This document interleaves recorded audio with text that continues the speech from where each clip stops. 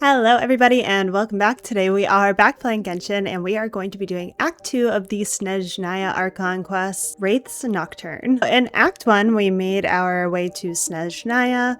Paimon fell a little under the weather and we also adopted a train and also like an AI sort of robot thing. We call it the Eye of Grey. It has been very helpful in rescuing us from the Shadow Realm, in providing us transportation, and just some delightful little tidbits of chatter here and there. After getting separated from Paimon and finding the Eye of Grey, we were reunited with her and briefly ran into the Jester, who kind of cleared out pretty fast after we got there. Paimon and the Traveler then make their way into one of the towns outside of Snezhnaya, where we uncovered some Kresnik Crystal fraud and got someone arrested for that. So, you know, all in a day's work there. We were accompanied into the city by Alosha, who offered to help us find a doctor. Paimon checked out as just having a cold, possibly, and it seems now that maybe she is being affected by some sort of energy coming from somewhere. We learned about the Rokot, who opposed the Tsaritsa's Project Stuja, which seems to be putting people in a pretty bad place right now. We also met Odette, who is a Fatui member who seems to be working her way up to filling Signora's role. She is also currently our prime suspect for the most infamous member of the Rokot. Someone named Lelek seems to be turning people against Project Stuja more and more by force, and so far Odette seems like she might fit the bill of the person that is doing this. So we are going to investigate her. I am very torn about whether she is a red herring or not. I don't have any other suspects right now except for Odette, but she just fits it a little too perfectly, I feel like. I don't know. So we'll go investigate her, see what we can find out. Hopefully we can find out more about Project Stuja itself too. Right now we just know that there's a big energy demand for it, and there's also possibly a new type of energy being worked on. So some more information would be wonderful. Let's get started.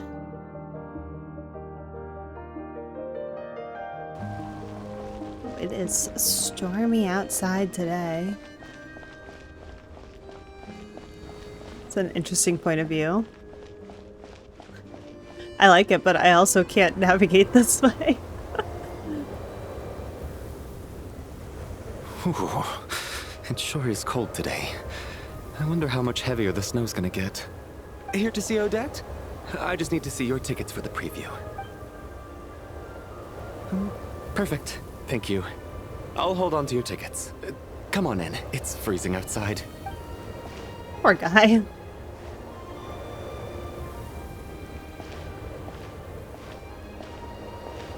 Ugh.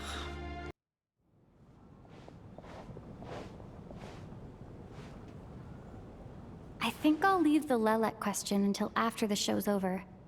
Then I'll go find Odette. Let her have her performance.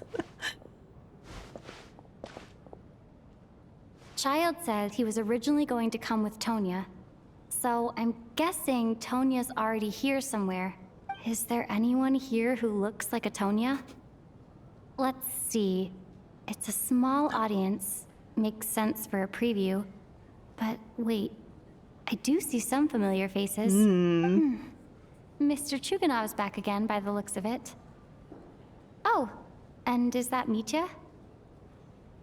And that Fatui officer, Valeri. Guess he must be playing cat and mouse with Mitya again. Oh no. It looks like the show's starting, and I still haven't found Tonya. Oh my gosh, are we not gonna get to meet Never mind. Tonya? I'll just have to take a seat for now and see if I can catch her afterwards.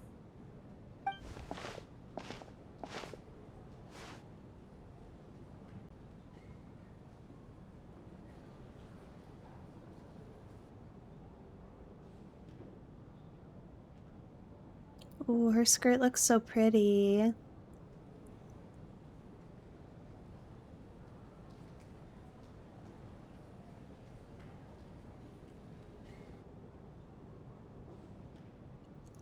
It would be crazy if this was actually done in complete silence.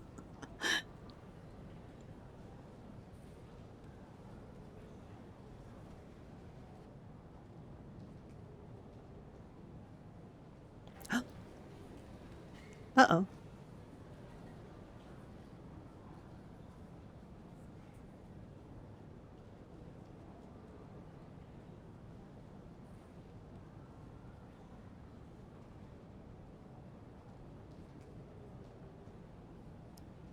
Oh gosh, is the storm getting that bad?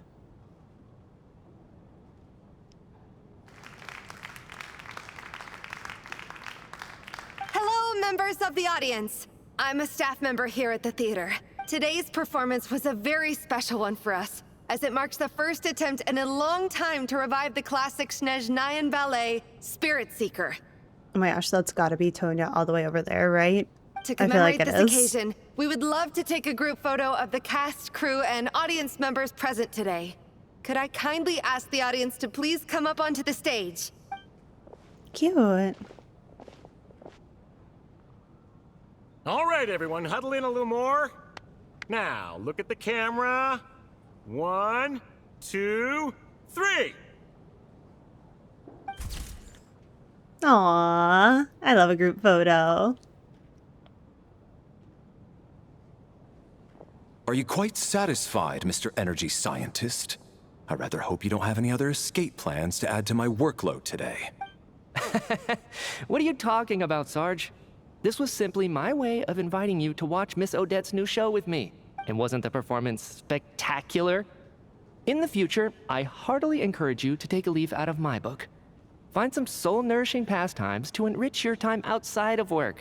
It was indeed a fine performance, but I must correct you on one point. This is not time outside of work. These are working hours.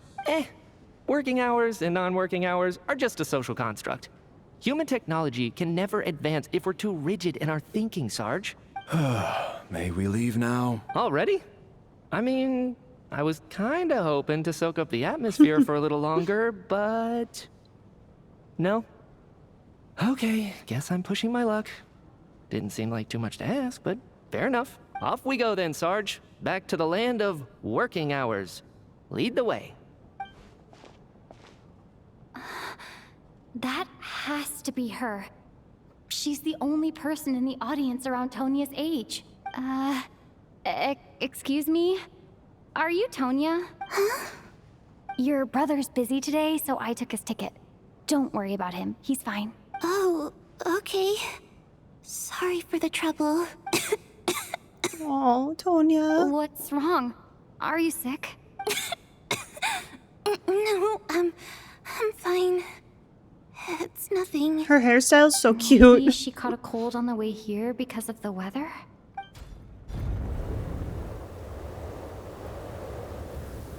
I haven't seen snow like Oh my this in a gosh. long, long time. It's most unusual. I know. It's completely white out there. You can barely see a thing. I've never seen such heavy snow in my life. Let's wait it out for now. You'd be lucky not to freeze to death in this weather, let alone find your way. Well, look at that. He's so happy. Maybe we shouldn't be in such a rush to get back after all. What do you think? Let's wait and see. Why do you need to take it so seriously? Fate has given us this wonderful chance to take a break. We owe it to ourselves to make the most of it. Come to think of it, there's a small inn not far from here that always keeps plenty of extra blankets on hand for guests. I know the route well. Shall I head over and borrow a few blankets? That way, anyone in a hurry can wrap up warm for the journey back. Just remember to return them next time you're over this way. Sir, there's really no need to go to all that trouble. Hey, it's no trouble at all. Wait here, I'll be right back. What a kind gentleman. Very good. My wife and daughter are waiting for me at home, so I shall be Oh, heading now back you're as soon as so I get my concerned blanket. about your wife and daughter. So... Are you expecting us to go back to the Armory Palace wrapped in blankets too? Don't worry about that. I made arrangements in advance. Should I not return to the Armory Palace within 3.5 hours after Operation Showtime begins, an armed squad will be sent to collect us. He's very They will prepared. escort us back.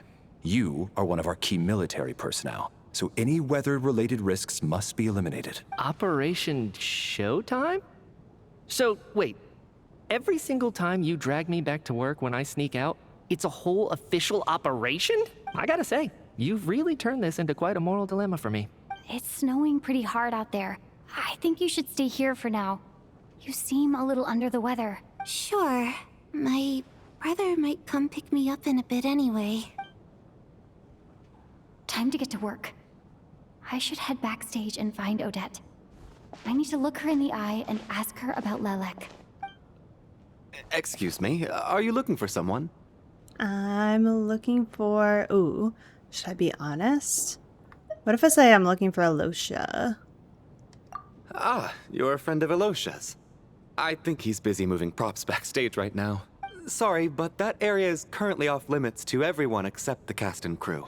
Huh. Bad timing, I guess. Well, I might as well stick around. I doubt Odette will be leaving before the snow lets up in any case.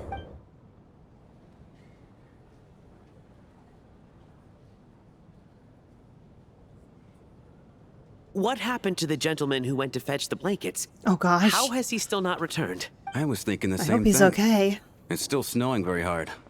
Do you think something might have happened to him? Whatever the reason for his delay, I must say I hate nothing more than people who make empty promises Okay, and fail to rude. deliver. Well, I have to treat my employees like that on occasion, but that's different. That man sacrificed his life to get you a blanket. You should be grateful. You seem anxious, Mr. Valeri. It's been nearly 4 hours since I left the armory. The army should have arrived to extract us by now. They know how much I despise tardiness and disrupted plans. There's simply no reason that they shouldn't have shown up by now, barring exceptional circumstances. Surely a snowstorm like this one counts as such. Few things in this world can stop the Snezhnayan army, Mr. Mitya. And a snowstorm is certainly not one of them. Why don't you go out and take a look? They might be right outside, waiting for your orders before they dare come in. An absurd hypothesis. I have no intention of leaving your side for even a moment until I have escorted you back to the Armory Palace. This doesn't look like an ordinary snowstorm to me. That guy who left earlier. It looked like he just vanished into thin air. Either that, or my eyes were playing tricks on me. A man-eating snowstorm? Come on. Night hasn't even fallen yet. Spare us the ghost stories. Maybe if this is a snowstorm created by a monster, maybe it could eat people.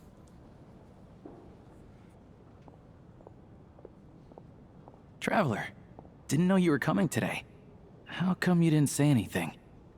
I'm here to see Odette. Oh, right. I assumed you were looking for me and Vodenitsa. Odette's still backstage. Whoa, that's quite a snowstorm out there. I've been working backstage this whole time, so I didn't even notice. No wonder the audience hasn't left yet. Huh. Is weather like this rare even in Snezhnaya? Yeah, snow like this. I'm sure I've seen it out in the wild before, but never in the city. Actually, I take that back. I don't think I've seen snow this bad even in the wild. This is something else. It's not normal. If even Alosha thinks snow like this isn't normal, could it have anything to do with that monster people have been talking about? We can't stay cooped up here forever. Someone needs to go out and take a look. Should I go with you? No need. I have plenty of experience with snowstorms. I'm nervous. Besides, I work here while you're an audience member. I should be the one to do it.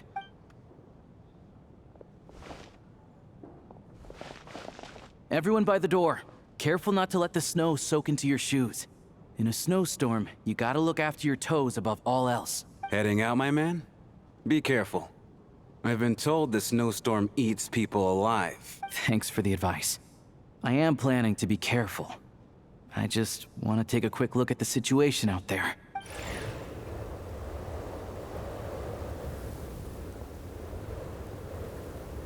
I'm scared we're never gonna see him again. Oh, he made it. Oh, thank goodness. He's back! He's back! How was it? What's going on out there? Did you see any soldiers patrolling the area? Something about this storm isn't right. There's no one out there. I didn't see a single soul. And something in the air gives me the creeps. This isn't your average snowstorm. I suspect it might be related to recent events in our nation. I strongly advise everyone to stay here until the snow dies down. Are you serious? So all of us are trapped here now? That sounds a little far-fetched to me. My guy, be my guest. Head out there. You want to go outside and see? I, for one, am not risking my neck in that weather. This just turned from a minor delay into a major hassle. We can only hope that our friend who went to fetch the blankets just ditched us and went home. Is it really that bad? But my daughter, I won't be able to read her a bedtime story tonight. Oh, boo-hoo. Huh? What are you all still doing here? Whoa! It's snowing hard. So now we're stuck here? Oh, this is terrible.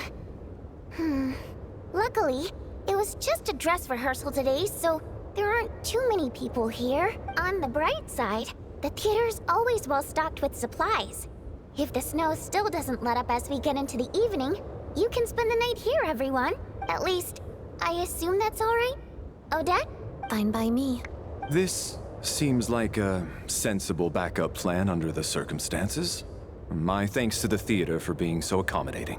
What are you staring outside and praying for, my man? You anxious to get home too? Oh, Your Majesty the Tsaritsa, I beg you, please do not let tonight's snowstorm stop. This is a golden opportunity to spend the night under the same roof as the 2 top stars in all of Snezhnaya. It's a once-in-a-lifetime experience. I think I changed my mind. Sir, if you so much as look at us funny, you'll be seeing stars in a whole other way. Oh, yes, get him. Behave yourself, or you'll be begging for that blizzard. It's getting colder. We need to keep the indoor Not the temperature falling to his knees. Close the door and lock Yeah, it wait, tight. why have we had the door Let's open head this whole somewhere warmer. time? That seems like a bad idea.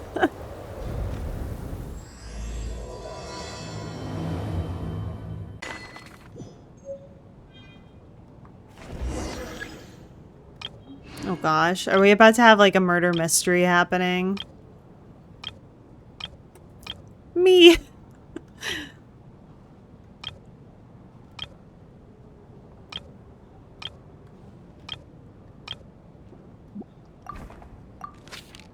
So I guess if Chuganov is here, I don't know. I feel like if Odette had like threatened him, then he might not have continued to show up at the theater, but maybe she was hiding her identity?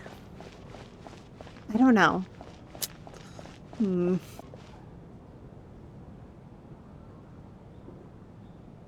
I don't think it's ever been this lively backstage before. I didn't know you were coming today. Hey, have you seen Chuganov? I heard he was coming today. Have you spoken to him at all? Not really. I'm with you. This could be just the chance we need. Yeah, I gotta figure out a way to coax some more intel out of him. I want to know why he suddenly changed his stance on Project Stuja. What exactly happened before the most recent Vetcha vote? For the Rokad, or just out of personal interest? Shh! There are other people around. Don't say the R word. I have to say, even though today was a rehearsal and there were some hiccups along the way, Miss Odette's performance was one of the best I've ever seen. Even compared to an actual show. Oh, I couldn't agree more. Especially considering the weight of the subject matter. It takes a truly seasoned professional to do justice to a theme like love and regret.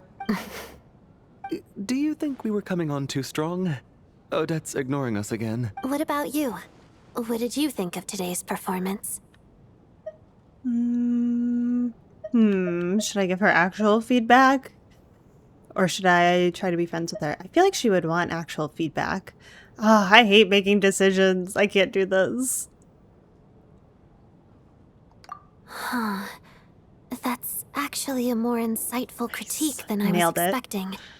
My mother would agree. She's always thought that was my biggest flaw. Maybe I need to work on making my facial expressions appear more natural. I'll make sure to save a ticket for you when the show's performance ready. Nice. This doesn't seem like the time or place to bring up the subject of Lily. In front of these two theater workers. To speak with her in private. So unfair. Talk about double standards. And now it looks like I've been spotted. You know Mitya too? No, I don't. I just have a feeling that he might be dangerous. That is interesting intuition. This is highly irregular. A delay of over an hour during an operation like this theoretically warrants a Harbinger-level response. I wonder what the issue is. The storm, or something else. Sarge, the day you learn to let go and just enjoy moments like this is the day you'll finally understand the meaning of life. Why, hello, ma'am. I believe you were the one sitting at a nearby table back at Pavoye Restaurant. Any friend of the theater's star performers is a friend of mine. It's a pleasure to meet you. I'm Mitya from the Energy Commission. Greetings. Major Valeri, head of the Special Assignments Battalion. Armory Palace Royal Grenadier Guards, 1st Regiment. I am here to ensure Mr. Mitya's personal safety.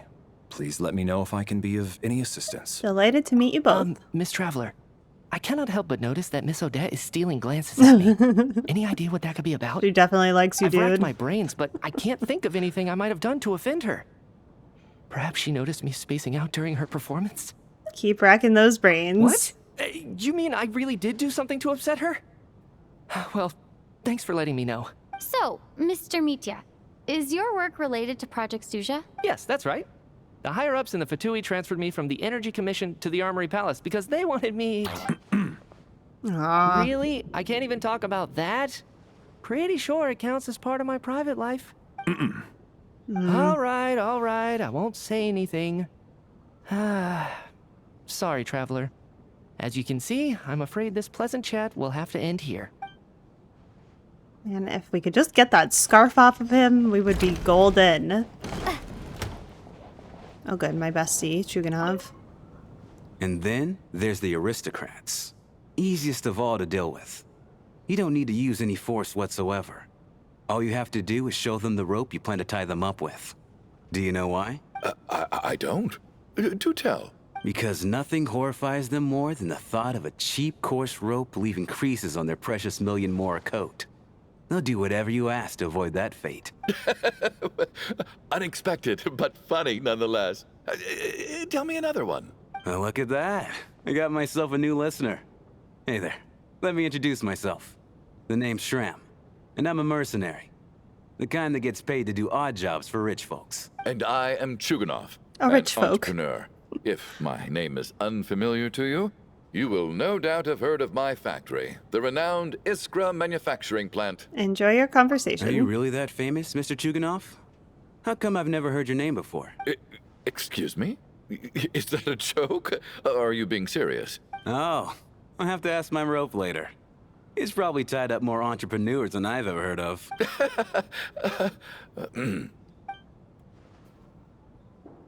Anyway. How are you feeling, Tonya? I'm fine. Sorry to worry you. I'm used to it by this point. I take medicine for it. My brother usually helps to get it ready for me. Child must take great care of his sister. He's never mentioned Tonya's illness, though. You know, I actually find this whole thing kind of exciting. Stuck in a strange place thanks to a snowstorm. Having to spend the night with a bunch of interesting characters. It's pretty cool, don't you think? You're right. It's certainly a novel experience. Exactly.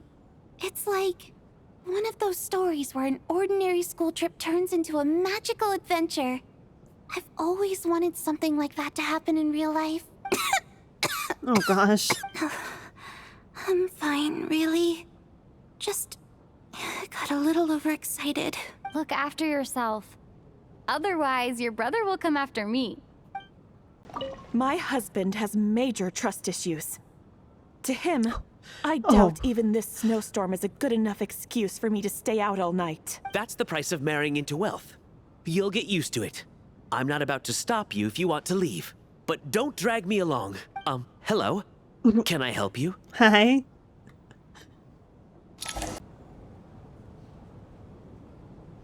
How's it looking, Alosha? No change from this afternoon. Heavy snow with no sign of slowing down. May I have your attention, please? The storm is unlikely to stop tonight, and it'll be even more dangerous outside at night than it was during the day. We at the theater owe everyone here a duty of care. Therefore, we strongly suggest that you stay on site overnight and avoid going outside unless absolutely necessary. In a few short moments, we'll give you a tour of the theater's various quarters. You can choose to sleep in the VIP room, the office, or backstage. Or on the stage if you'd prefer. We won't mind. I'll pass on sleeping on the stage. What if the snow is stopped by tomorrow morning? The early birds in the audience might think we're part of some experimental new show. A drama about sleeping? That could be fun. Maybe we could come up with a title for the production. Sleeping Beauty? Not bad. Clear selling point, at least. Could be a big hit. Anyone who doesn't wish to sleep on the stage, please follow me. I'll show you to the rooms.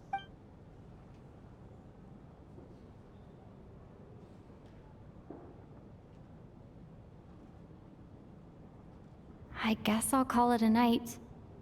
Though I feel like I won't sleep very well without Paimon here. I hope Paimon's okay. I'm sure she'll be worried that I haven't made it back yet. But as long as she looks out the window, she'll probably realize what's holding me up. I wonder if she's feeling any better yet? At least she hasn't been getting any worse. Still, I should try and get back first thing tomorrow morning.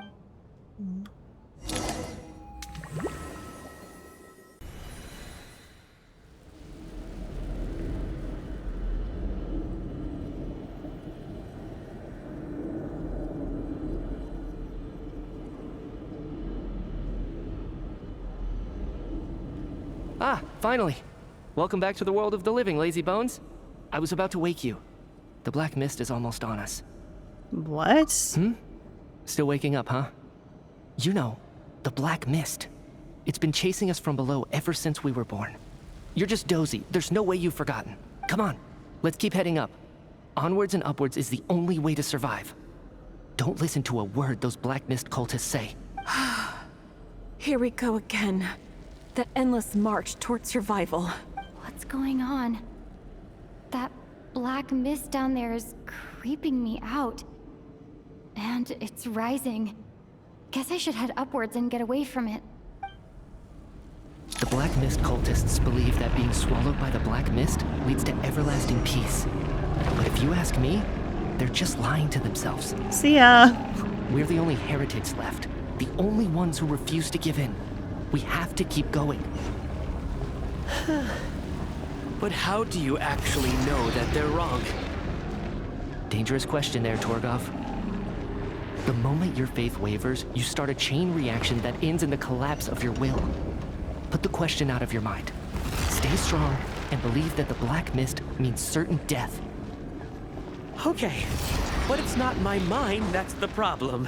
My body's about to give up on me. It's already Oh boy. I can't do this anymore. I've had enough of being forever on the run. What's the point of it all? All this will pass eventually, I promise. Keep fighting. It will be worth it. You accuse the Black Mist cultists of being liars. But you're lying too. There is no end to this path. It keeps going up forever. There was never any hope to begin with. The cult of the Black Mist has poisoned your mind, Sobolova. Are you thinking of giving up as well? I am. I think I'll take my chances with the Black Mist over this perpetual torture. As much as I detest the Black Mist cultists, I'm just too weary. Then I bid you both farewell. Let me put my personal opinions aside for a moment and say, I hope that you both find peace within the Black Mist. So we're just gonna give up on them? Fate always appears so impossibly complicated. But at moments like this, its raw simplicity is laid bare. Their fate was sealed from the instant they entertained doubt. From then on, the outcome was both inevitable and irreversible. Let's go.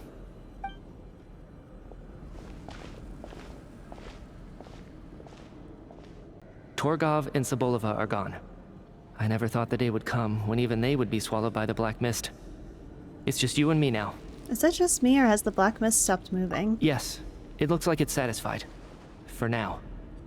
This happens from time to time, but it won't be long before the Black Mist starts chasing survivors once again. No one knows how to stop its advance for good. Well, we should make the most of the precious moments of rest that those two bought for us. Huh? Are you really that sleepy, traveler?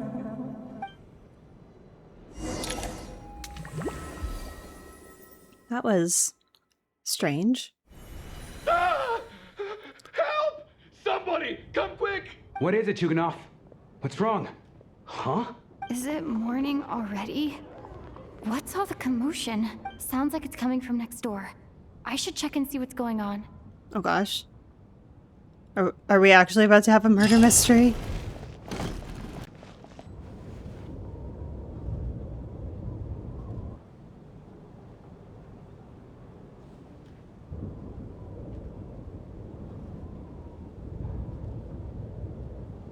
Don't look, Miss Tonya. Stay here. Oh no. Okay. What happened to them?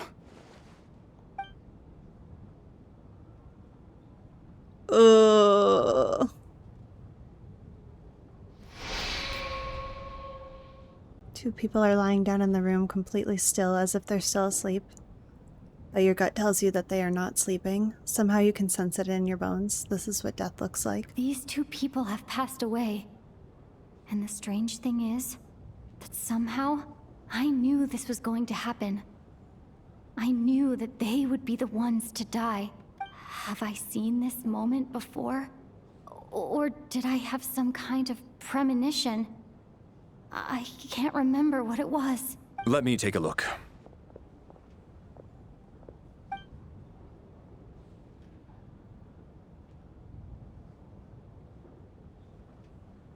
No vital signs in either of them. They're dead. The cause of death, however, remains unclear. No wounds on the bodies, no signs of a struggle, and no skin discoloration caused by the buildup of toxins. But just last night, they were chatting and joking away. This is so sudden. Could they have had pre-existing medical conditions? Even then, the odds of them both dying of sudden complications on the same night are extremely low. It's hard to believe that they died of natural causes, nor does this appear to be a suicide. Are you suggesting they were murdered? Who was the first to discover the bodies? It was me. But these deaths have nothing to do with me, officer. I got up early because I wanted to see if the snow had stopped. Then I noticed that the door to this room was open, and it looked like there was a man and woman inside. I just went over to see what was going on. I had no idea they were... I can corroborate this. I was doing my morning exercises near the stage. When I saw Mr. Chuganov heading this way, I followed him. I can also confirm that I didn't see a single person approach that room before him. The snowstorm was raging all night, and it's still going now. There's no way someone could have come in from outside, correct? You mean an intruder? No, not possible. I slept by the door last night as a precaution. There's no way I wouldn't have noticed if anyone had tried to open it. Everyone, split into pairs and search the theater for anyone in hiding, or any signs of suspicious activity. I'll follow up with a full search of my own shortly. Go. There is no time to waste. Pair up with Tonya. After a thorough search, you're satisfied that no one else from outside the group is in the theater, and everything is exactly as it was left last night. Nothing on your end either? Backstage is clear. No signs of suspicious activity. We checked the basement. Also clear. I don't think there's anywhere here that a living person could hide. I didn't find anything either. Are we certain that the theater doesn't have a back door? Or any tunnel or passageway wide enough for a person to fit through? No, there's nothing like that. If people were sneaking in through some secret tunnel to avoid buying a ticket, we'd have sealed it off ages ago. I also checked the windows. All of them are locked from the inside, and there's no sign of anyone entering or leaving. It sounds like we can safely rule out the intruder theory. If anyone came in during the night in this weather, there'd be no way for them to avoid leaving footprints or water stains. This can only mean one thing. It's like one of those murder mysteries you see in novels and plays, isn't it? The ones where the killer is... one of us. Dun dun dun. We can't quite jump to that conclusion just yet. Could he be right? It's hard to imagine something like that happening in real life. Set in a theater during a snowstorm, a murder takes place and the killer is among us. It's such a classic trope that it seems unbelievable. Looking at who the killer targeted and the clean entry and exit, it all adds up. I know what this is. It's obvious now that I think about it. What is? What have you figured out? Both victims were wealthy, well-known local merchants.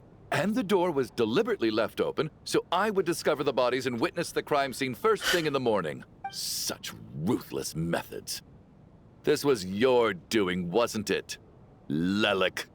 Lelik? You mean Lelik is among us? And he's the killer? Lelik. I know this code name. Member of the Rokot, anti-Project Snezhnaya. Always works alone. I've read the case files at the Armory Palace. Walk me through your reasoning, Mr. Chuganov. What do you know about Lelik? Chuganov? What now, huh? What now, Lelik? What do you He's want freaking from me? out. I already voted against Project Snezhnaya at the Snezhnaya Vecha. You snuck into my house the other day while I was asleep. Left a threatening letter. And I did all that you asked. But Project Snezhnaya cannot be so easily shaken. Not with the rooster in charge. So he really was threatened by Lelik. That makes sense. And now you're resorting to murder to threaten me. Isn't that right? I knew it. The Rokot despises the rich. The lives of the wealthy are but refuse in your eyes. Show yourself! Which one of you is Lelik, Tell me! I'll do whatever you want! Just stop playing these mind games! Oh boy. Was this really Lelik's doing? Would Odette really do something like this? If Odette really is Lelik, this seems out of character. But then again, how well do I really know her? I'm probably the only one here with a compelling theory about Lelik's true identity. But if I reveal it now, I'll be putting Odette in the line of fire. What should I do? I don't think it's likely that Lelik killed anyone. At least from the stories I've heard. He's never killed anyone before. And his name has never come up in connection with any murder cases. Besides, even if Lelik did want to threaten you, why resort to such an extreme and roundabout method? It's not his style at all. Vodyanitsa doesn't know that Lelik might be Odette, but her assessment is pretty much identical to mine. Miss Vodyanitsa, why do you suddenly feel the need to speak in Lelik's defense? Defense? Oh, no, it's just... I'm worried that we're jumping to conclusions here, so I wanted to share my point of view. Also, I don't think the Rokot is as bad as you're making it out to be. Well, if you think I'm so wrong, what's your theory then, Why don't you tell us who the killer is? The case is still evolving, Mr. Chuganov. Please do not prevent others from expressing their opinions so early on in the discussion. Even so, there's no denying that the recent threat received by Mr. Chuganov may well be an important clue. So there's still a good chance that Lelik is right here among us. I can't do this anymore. I don't care if it's still snowing outside. I have to get out of here. Whoa, take a beat. We all know it's far too dangerous out there. Even the soldiers couldn't get to us. Go out that door, and you might not live to tell the tale. And whoever this Lelik is, they're surely not going to murder anyone in broad daylight. Be sensible, my man. You're safer inside. As much as I regret having to say this, I'd like everyone to cooperate and refrain from exiting the premises until further notice. Because as things stand, every one of us is now a suspect. Intense. Unless anyone has further information to share, let's adjourn for now. Feel free to keep searching for clues, but make sure you don't go off alone. Not to jump to conclusions, but Mitya was the only other one in my dream, and he also lived, so... You're right. That was my bad. It was a knee-jerk reaction. I didn't think it through. Luckily, no one suspected my identity. Hello. Oh, phew. It's just you. I thought someone was eavesdropping. Since Vodyanitsa and I were on the same page earlier, I think I should share my thoughts with the Rokot members first. You tell Vodyanitsa and Alosha about Child's intel on Lelik and your views on the current situation. Whoa. Are you serious? I don't know if this counts as gossip, but it's definitely on track to be the juiciest this whole year. Odette? Really? Odette? Oh god, how dumb does this make me look? Lelik has been right under my nose this whole time, and I didn't notice a thing. Actually, it's exactly what you'd expect. Sometimes, hiding in plain sight is the best strategy. And now that you mention it, the more I think about it, the more sense it seems to make. It all adds up. What are we up to now? 1, 2, 3, 4... What are you counting? Odette's identities. She's my coworker, specifically a ballerina, and also a Fatous, a member of the Rogot. Now, Lelek. It must be so exhausting. I just want to give her a hug. I guess since I've always known her as a member of the Fatui, it never even crossed my mind that she could be involved with the Rogot, let alone be Lelek. I don't understand. If she's with the Fatui, what reason could she have for being so opposed to Project Stusha? Maybe she's working from the inside to destroy it? Probably best if you ask her that in person. Well, since you waited until now to bring this up instead of announcing it to everyone earlier, does that mean we're all on the same page here? She doesn't seem like the type to kill innocent people. Yeah. Lelek may not follow orders from the Rogot leadership, but as far as I'm concerned, she's never crossed the line. If anything, her actions benefit the poor. We need to confront her face to face. Do you think she'd really admit to being Lelek? I don't know. We'll have to see how it goes. For now, we'll work on the assumption that she didn't kill anyone, and see how much she's willing to tell us. Probably a good assumption to work under. Now's our chance. Odette's alone. Let's go. Hey, Odette. What is it, you guys? Shh. Keep your voice down. We need to talk. So, you're Lelek, aren't you? Alright, fine.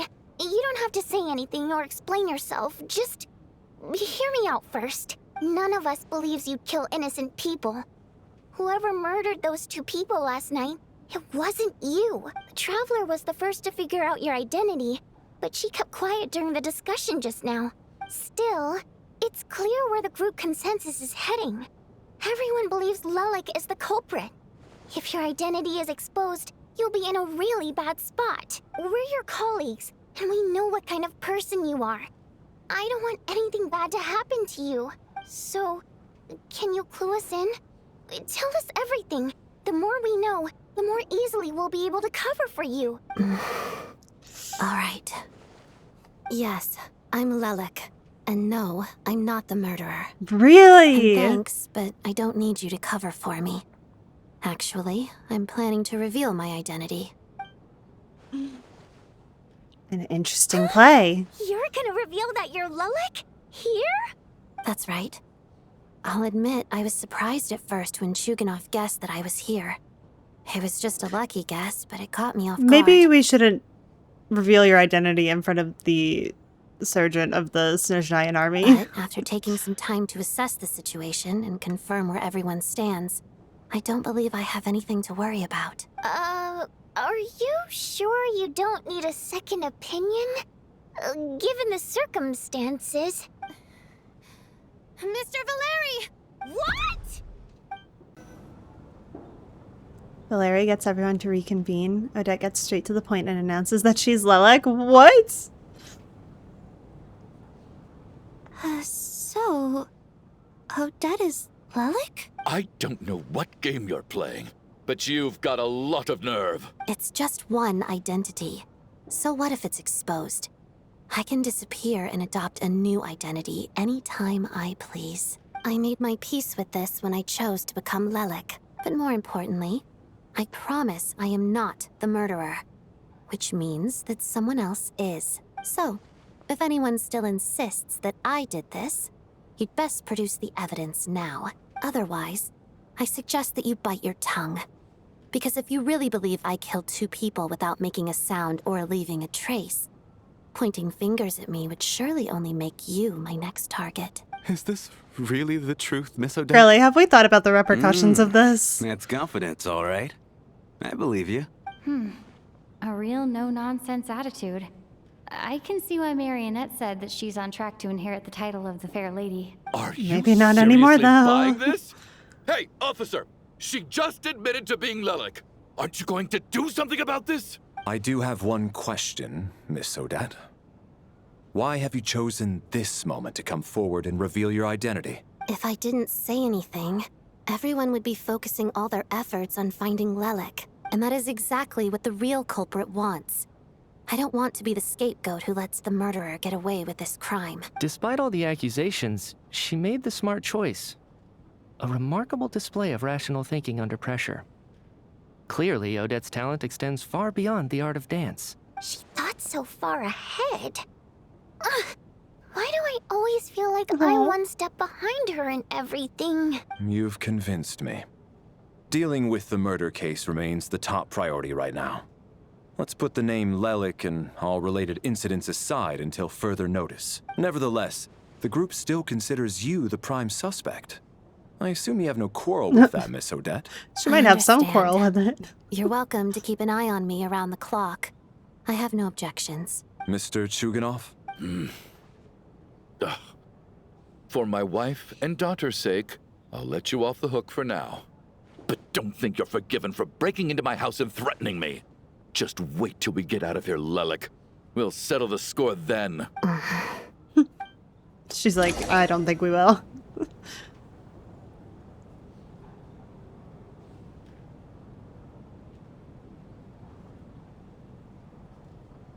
Good work, Lelek guard team. And Lelek too. Here, have some hot water.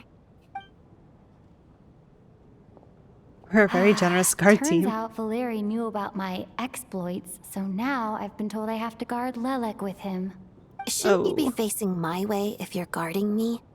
At the moment, it looks more like you're my bodyguards. If the true culprit is indeed still at large, as you have claimed, we must keep our guard up against them also. Don't worry, Tonya. We'll get through this. Once the snow stops, the officials will step in. The investigation will get easier, and then we'll be safe. But once the snow stops, won't everyone just leave? You're gonna miss us, huh? Well, some of us work at the theaters, so we'll still be here. I'll even give you a special backstage pass. Sweet. Really, Miss Vodyanitsa? That's awesome! You've made a fan for life. Aw, you're so cute, Tonya. All right, let's swear to it. I promise to give you the pass, and you promise to never change your mind about being my fan. Promise. Don't indulge her, Tonya. You don't have to swear an oath over things like that. You really do get carried away sometimes, don't you, Miss Vodyanitsa? Hey, mind your own business.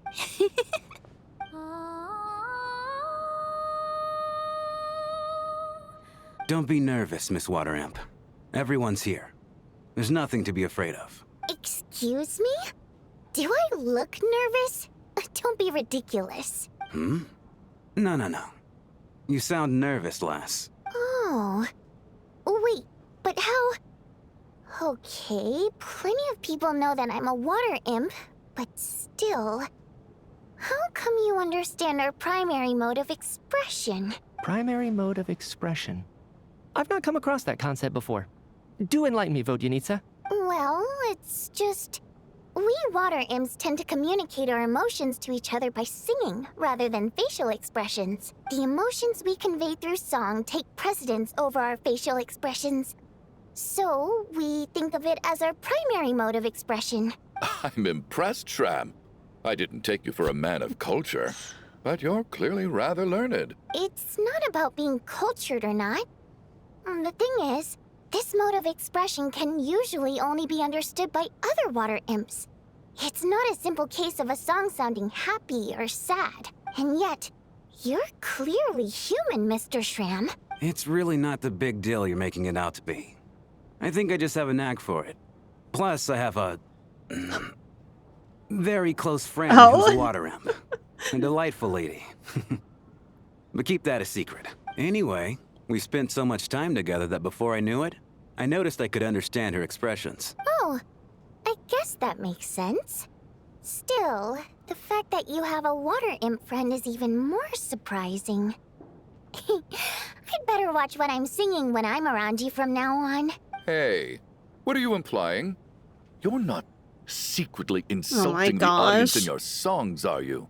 Heavens, why would I do a thing like that? It's getting late. We should discuss our sleeping arrangements for tonight. To guard against the killer, someone needs to keep watch. I suggest that we don't sleep in separate quarters tonight. It will be safer if we all stayed together. As long as someone keeps an eye on Lelik, I'm quite sure we won't have any trouble. Are you saying that you wish to bet your life on Miss Odette being the killer? Nonsense. Of course not. Then I propose the following arrangement for tonight. The Traveler, Odette, and I will form the Night Watch. We'll sleep in shifts, but 2 of us must be awake at any given time. Fine by me. An excellent idea. This allows us to handle the Night Watch while also keeping an eye on Lelik. Meanwhile, the rule of taking shifts in pairs resolves the other issue. Namely that we can't necessarily trust the Traveler or Valeri either. I expect that plan took you quite some time to come up with, didn't it? Actually, our field combat manual outlines a similar approach. Although the scenario there involves guarding prisoners overnight during field operations. That being said, I must clarify that I harbor no disrespect towards you personally, Miss Odette. In fact, Lelik's numerous covert operations make fine textbook examples for military agents. I care less about respect and more about the fact that you just robbed me of 2/3 of my sleep tonight. I'm calling dibs on being the first to rest. Good night.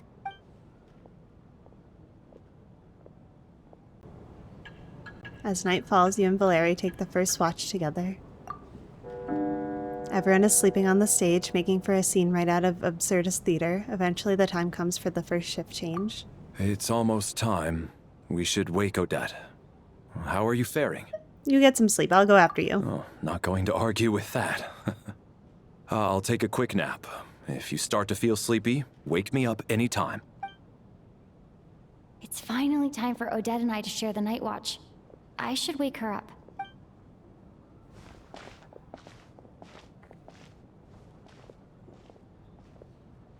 I came here to get information from her in the first place. Maybe I should think about what questions I want to ask before she wakes up. How long are you gonna keep staring at me? You're awake? Couldn't sleep. My mind's been running haywire. Plus, there's something I've been meaning to talk to you about. You too? I had a hunch that you wanted a conversation too.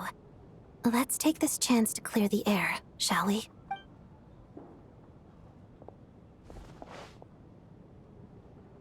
I just had a simple question for you, really.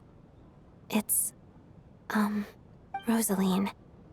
In her final moments, did she have any last words or anything? It all happened so fast. I see. Well, that was all. I have no other questions. Do you miss her? No. She was utterly ruthless in pursuing her goals. That kind of person should be hard to miss. And yet, even though I never approved of her methods, and she was an abrasive person, the fact remains that I am indebted to her. I heard a little about that from Snezhnaya. Oh, she told you. I guess that makes sense. I think she and Rosaline were on pretty good terms. Still, she didn't know the full details. Yes. Rosaline wasn't the kind to gossip about this sort of thing. Not that it's any huge secret to me, though. When I was a child, I had to join the Fatui for the sake of my mother and me. I trained under Rosaline. It was extremely grueling. And it didn't exactly come naturally to me. All I could do was try to ignore the biting cold and practice, practice, practice. I was a newcomer who'd managed to make a good first impression on a harbinger. There was pressure to live up to her expectations. To be worthy of the fair lady's reputation. Every day was a struggle against the cold, pain, and fatigue. And most nights, I struggled to fall asleep. After enduring all that, I've become almost immune to the sensation of pain. I suppose that was the cost of survival. Surely, any child who had to experience that would grow to hate her lot in life. Don't you think? You really paid an enormous price. So, I put an equal amount of effort into my ballet. Because in my young mind, that was the only way to defy my fate. It was my way of telling her The Fatui's demands and your expectations of me are not what I wish for. One day, I will leave. I think she probably blamed my poor performance in training on my passion for ballet. She knew my heart wasn't in it. One time, when I was secretly practicing a dance at night, she suddenly showed up. I knew she was there to catch me red-handed. I told her, "You don't deserve to watch the dance I learned from my mother." She looked stunned. I guess she was surprised that I lashed out first, before she had the chance. But strangely enough, on that occasion, she wasn't fierce with me like she was during training. Instead, she fell silent for a moment, and then left. After that, she never interfered with my dancing or asked me how it was going. She never came to watch me dance again either. Not even once. She was a very proud person. She was. But even now, whenever I take out this core Ignis, I can't help but think of that night. Of the look on her face. So this was a gift from her? Sort of. Although gift might be too kind a term. This is her flame sealed within ice. A symbol of her favor, yes, but also her way of keeping an eye on people. She knew the location of every piece of core Ignis. If any recipient started acting suspiciously, she'd be on to them immediately. Trust her to make even a mark of approval feel suffocating. So, when news of Rosaline's death reached Snezhnaya, many people immediately crushed their core Ignis. It gave them a profound sense of relief, like they'd broken free from her shackles. But I kept mine. With my sensitivity to pain being as dull as it is, the warmth from this core Ignis is one of the few things I can still feel clearly. I still wonder, did she really come to stop me that night? I wasn't sure, but I was scared, so I said some really awful things. I guess she didn't leave anything behind. Not that I expected her to. It's fine. It's just a bit of a shame that we couldn't settle our differences before the end. Wait, Sandrone told me you two had settled things. Mm-hmm. She did. Are you sure she was talking about this event? She said that Arlecchino gave Rosaline some advice and that Rosaline went to see you. No, she didn't. I didn't even find out that she'd gone to Mondstadt until a while after she'd left. Wait, in that case... I think you should go and see the Knave. Okay, I will. Thanks for letting me know. There's something I'm trying to figure out. I'm beginning to suspect that Paimon's mystery illness is being caused by the energy research behind Project Stuja. Paimon's very important to me, so I have to get to the bottom of this. I figured that since you're Lelek, you might know something about all this. The ultimate goal of this energy experiment is to create a weapon for the final battle. The final battle? The weapon's construction was completed in Nocturne.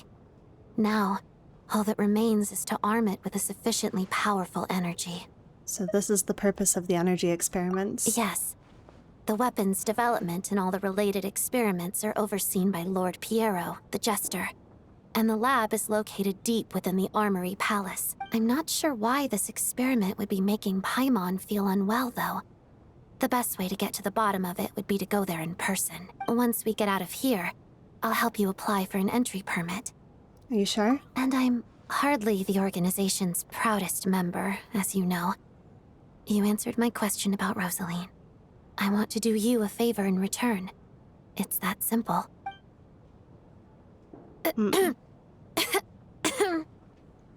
Huh? What's wrong? Are you not feeling well? Traveler, come on. You two seem to be hitting it off. I thought you were sleeping. Of course I was. In the military, one learns to fall asleep quickly, even in the most inhospitable environments. It's vital to staying alert and energized. Why? Is something wrong? Nope, nothing at all. If he was awake, he can't have overheard us, right? Well, thank you both for keeping watch. Traveler, I'll take over for now. It's your turn to get some sleep. Sure.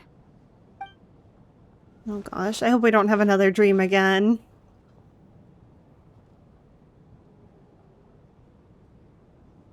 our second night here, but at least I found out a little more about Paimon's condition.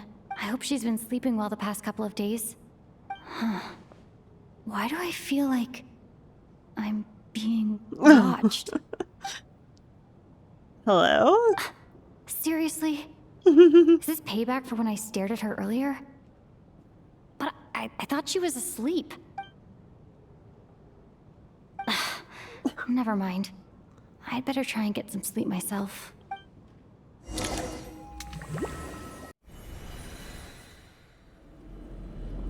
Oh gosh. Hey, what are you spacing out for? Are you reaching your limit too? I don't know where this is, and yet it feels strangely familiar. How long have we been walking for? Do you remember? Time's lost all meaning. Ever since we noticed that thing above our heads. What was it called again? A star key? Or key star? Anyway, the person who named it was swallowed by the black mist. Whatever it's called, ever since we noticed it, we've been walking up and up, hoping that as long as we reach it, we can find a way out of this place. But it seems like no matter how far we walk, we never get any closer. Well, we've come this far. You never know. Maybe we're almost there? Come on, enough moping. Let's go. The black mist is catching up. Oh gosh. Not this again. Oh, why do they have health bars?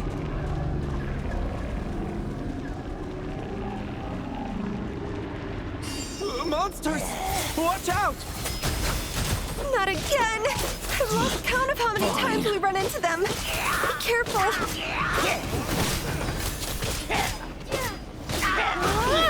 What the? Backup is here. Oh, I'm back. What the?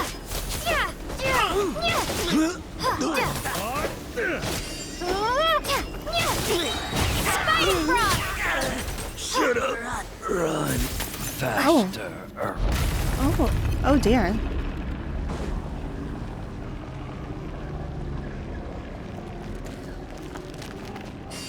Here they come again! Get ready!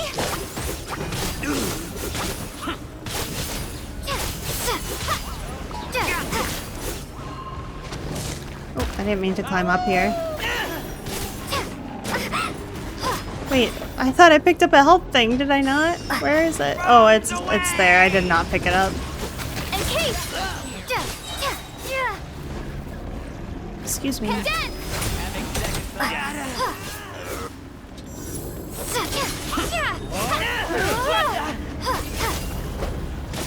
Go to the black mist.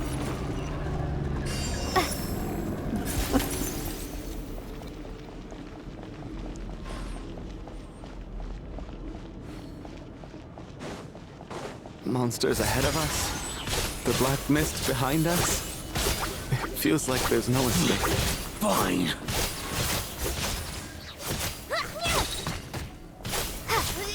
Alright, here comes another. Fighting frog!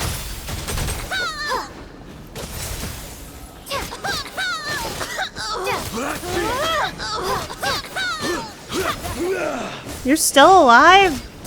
Shut up. Run faster. Okay, enough. Stop that.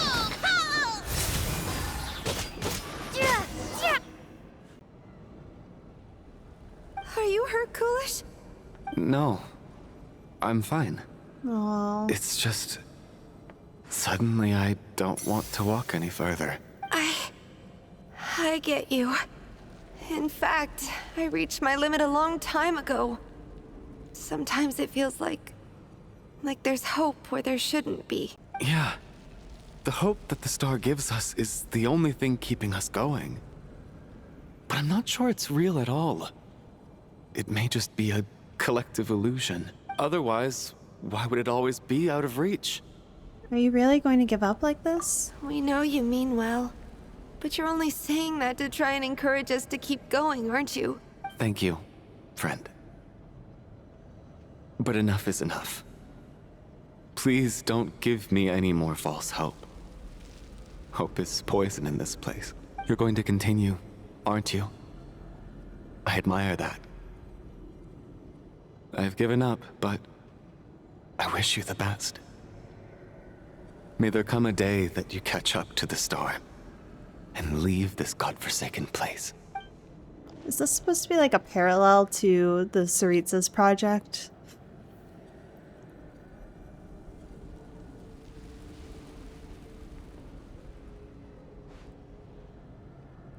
It's not an illusion. We really are getting closer to the star. Congratulations.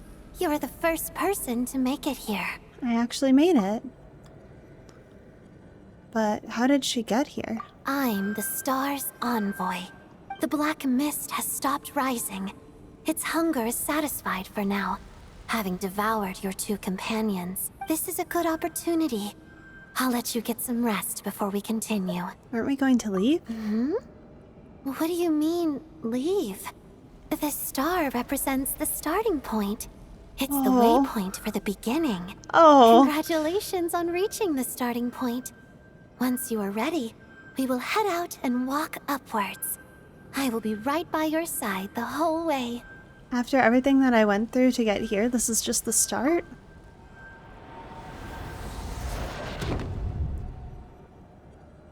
Huh? What's wrong? Hey, don't give up before the journey's even begun.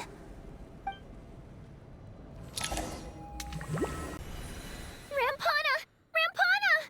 Is that Vodyanitsa's voice? What happened? Coolish, wake up! Please wake up! A drama about sleeping, which began as a joke the other day, is now playing out on the stage. No one counted on it being a tragedy. Everyone is gathered around the two sleepers in the center of the stage. Without even inspecting the scene, you already know what has happened, as if someone had told you in advance.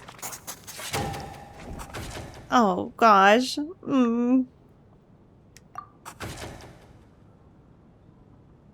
The situation is identical to that of the two casualties yesterday. We cannot ascertain the cause of death. At least there are some elements that we can rule out this time. They slept on the stage with everyone else. So I suppose the surrounding environment can't be a relevant variable. Rampana. Coolish. Weren't some of us keeping watch last night? 3 of us, in fact. How could you not notice something was wrong? I'm as confused as you are. Certainly nothing unusual happened on my watch. Likewise, and from what I've observed so far, both Miss Odette and the Traveler can be trusted. No incidents during my watch either. To be honest, I didn't get a wink of sleep last night. I couldn't help but think I was the target. So I just laid there with my eyes closed. I heard the Traveler and Lelik chatting, but otherwise I don't recall hearing any commotion during the night. Me too. I didn't want to wake everyone up, so I was concentrating hard, trying not to cough. I hardly slept at all. If anything had happened, I'm sure I would have noticed. Then, what could possibly be causing this? Once was bad enough. I can't believe it happened again. I worked closely with Rampana and Coolish for so long. I never imagined that one day they'd... And on this stage of all places... Vodyanitsa. 4 victims in just 2 days, and we still don't have a single lead. I need to get to the bottom of this as soon as possible. And above all, keep Tonya safe. Oh gosh, I'd never be able to look Child in the eye again otherwise. Still snowing? Yes, I just checked. Still no sign of anyone outside either. So we only have ourselves to rely on. If you ask me, this killer can clearly strike whenever they please. The Night Watch was a useless endeavor from the start. Lelik must be an expert in poisoning. Clearly she used some poison that can't be detected on the corpse. Oh my gosh. Here we go again. Listen, I was already thinking to myself last night, was Lelik's reason for revealing her identity the real story? Well, now I have my answer. It most certainly was not. She's been playing us for fools. You get off on this, don't you? Revealing your identity, only to carry on with your killing spree? That's a hideous thought. One that only a hideous mind like yours could dream up. Yeah, you tell him, Odette. How dare you! That's enough. Yesterday, you named Lelik as a suspect because the victims were both wealthy merchants. Lelik might have had a motive then, but today's victims were just ordinary people. Not to mention that they were colleagues of Odette and mine. What reason would she have to murder them? Let me guess. Just to scare you? Who knows? It's not Maybe all you about don't know you, her as well as bro. you think. I implore you all to ask yourselves, how many people are there really in this world that have what it takes to kill another person? Not many, I'd wager. Lelik is well known to be a ruthless operator, and now she has revealed her identity. How could it be any more obvious? Everything you've said so far is still just conjecture, which doesn't constitute a concrete lead. You need to back up your claims with some evidence. How can you defend her, officer? What did she say to you while you my were on night gosh. watch? Maybe I shouldn't be so way surprised. too paranoid. You military types are always colluding with criminals to target the rich. All so you can get your grubby paws on our hard-earned fortunes. Then tell us to fall in line.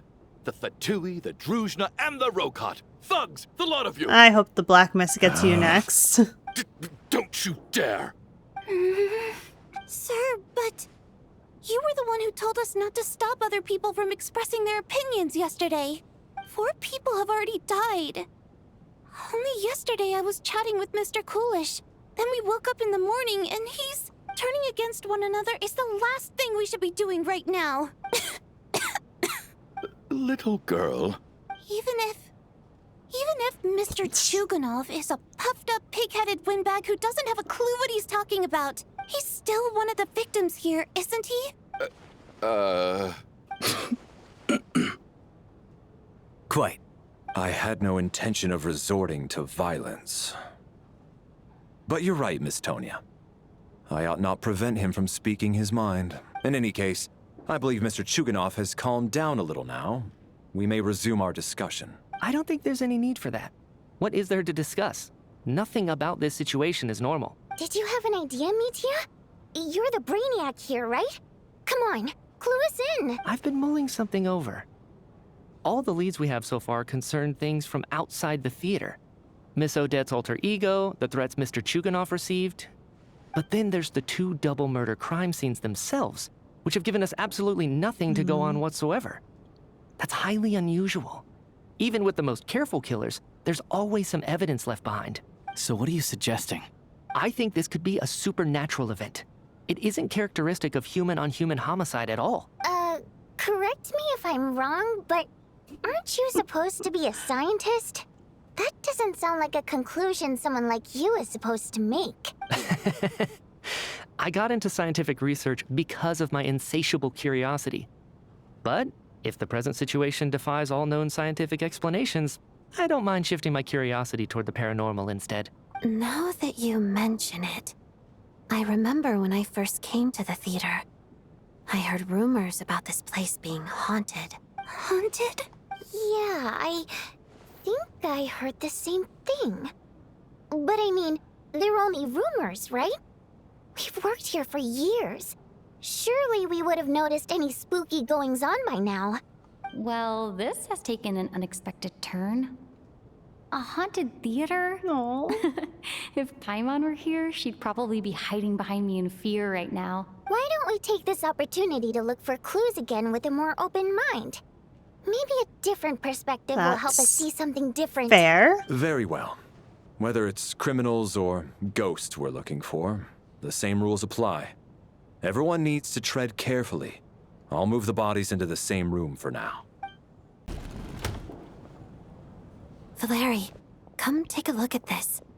You too, Traveler. Some sort of notebook. What is it for? It's the on-duty logbook for the theater. Coolish was the main person to use it. He mostly used it to record any unusual incidents during a show, audience numbers, exit times, and so on. I saw Coolish at the entrance before coming in. I think he was holding this book at the time. Yes. He'd always have this logbook with him when he checked tickets at the entrance. This should confirm a lot of key details about the recent show. So, you find anything unusual? Yes.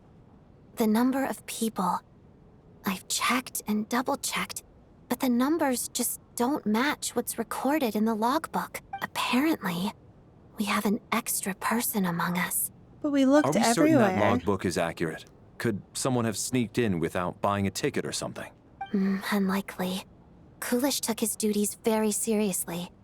I've rarely seen any errors in his work. Not to mention that this was a dress rehearsal, meaning smaller audience numbers and tighter ticket restrictions than usual.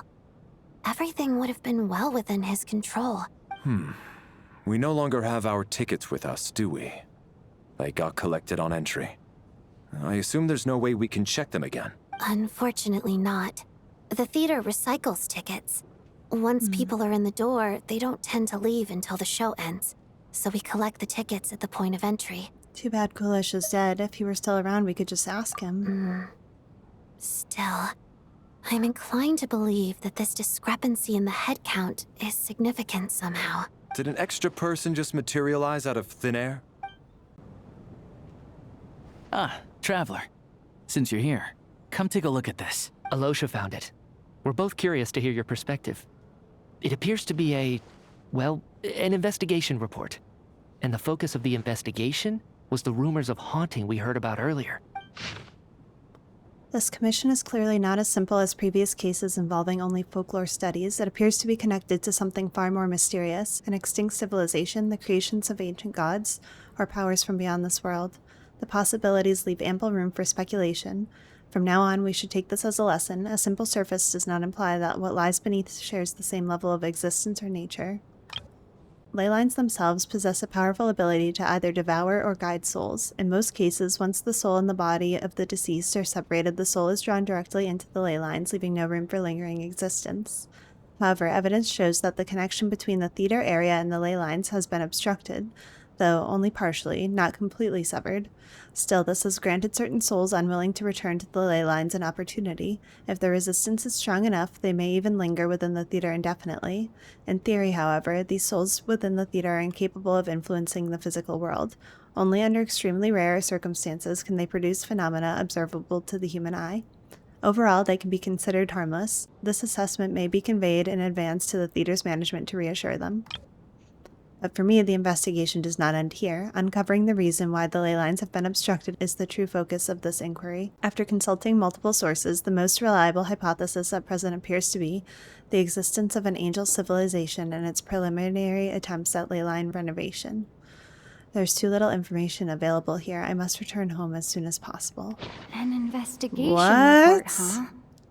Looks quite old.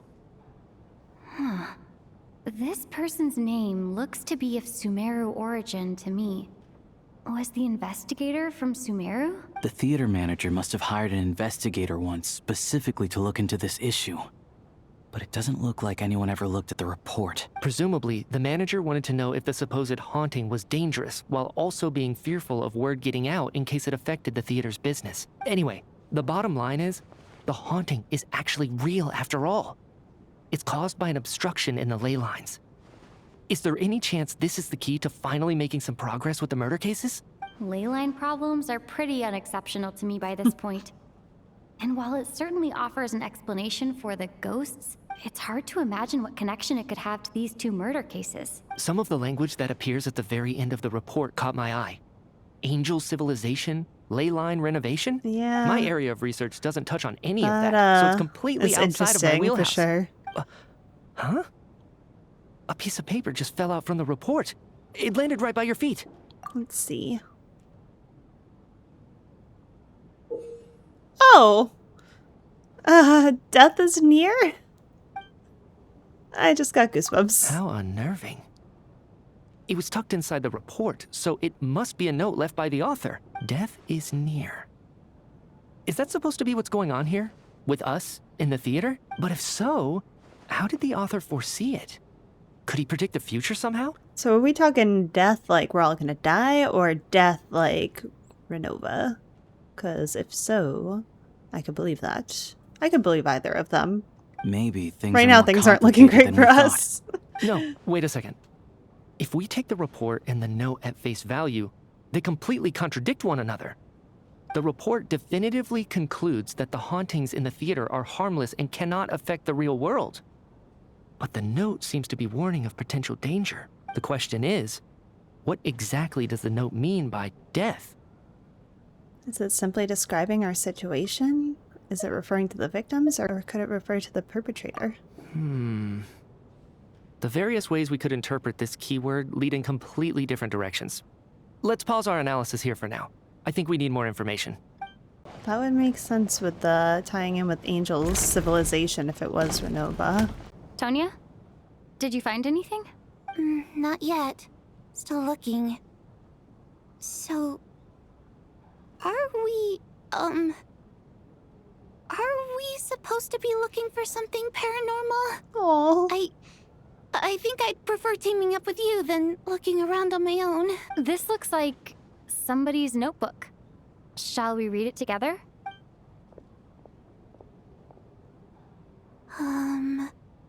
Well, it doesn't look scary or anything. So I guess it should be fine. All right, let's read it together. You told me once I would understand someday, but even now I still don't. I don't believe anyone should be forced to abandon their homeland because of a change in power. She never considered the feelings of us water imp nobles. Every inch of this land reflects memories of my childhood. If I close my eyes, I can still hear everyone's songs echoing everywhere. I will not forgive those who drove us away, and I miss you very much, Mother. I often find myself missing that dress with the tassels, the heavy bed curtains, and the first rays of sunlight that would stream into the manor each morning. But it's all right now. If I narrow my eyes just a little, the light seeping through a crack backstage feels just like the one in our manor. I know that life is gone forever and I can miss it all I want, but I also feel that what I have done here now is no less than what I lost. The fantastical sets designed by the prop master, the many fans who come all the way just to see me, and the quiet dancing girl who doesn't talk much. These are all mine. I won't lose any of it again. Never. Absolutely never. I've joined a rather remarkable organization, though I can't tell you its name. Whatever the great figure intends to do this time, there should always be someone looking out for the misfortunes of ordinary people. That's what our organization exists for. Even now, I still don't understand her. Why is it that those in power always seem this way? They clearly have the ability to bring greater happiness. Some say she has her own difficulties, but what could possibly trouble someone so seemingly omnipotent? Never mind, I should just focus on what I can do. I suppose you'll all hear about our organization sooner or later. Its name is... never mind. I'll leave it a mystery for now. Huh. Oh, yeah. This has to be Vodyanitsa's writing, surely. Maybe it's a little rude for us to peek at this. I feel like I just read someone's secret diary by accident. Since it's an accident, it should be fine. It sounds like she's writing this for her parents, right? I don't understand. Why put this stuff in a notebook instead of mailing it in a letter? Because her water imp parents belonged to the aristocracy, who were driven out of Snezhnaya by the Tsaritsa long ago. And now they live somewhere new, where the postman can't get to. Hey, Vodyanitsa. We're sorry. It's fine. My fault for not storing it properly. I can't leave things lying around and expect them to get ignored when everyone's scouring the place for clues. All right. Give me my notebook back. I'll take over the investigation in this room. Oops.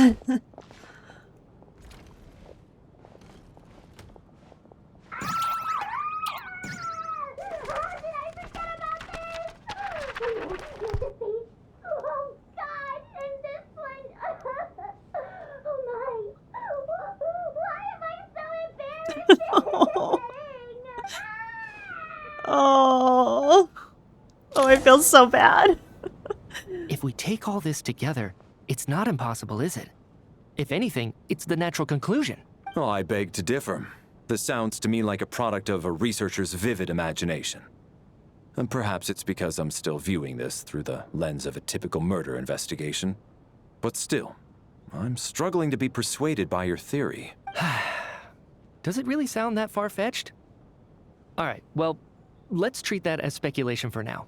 I do agree with what you've said, so let's go with your idea for now. Good. Okay, now that we finally have some meaningful leads, I think it's time to reconvene. Let's get the others.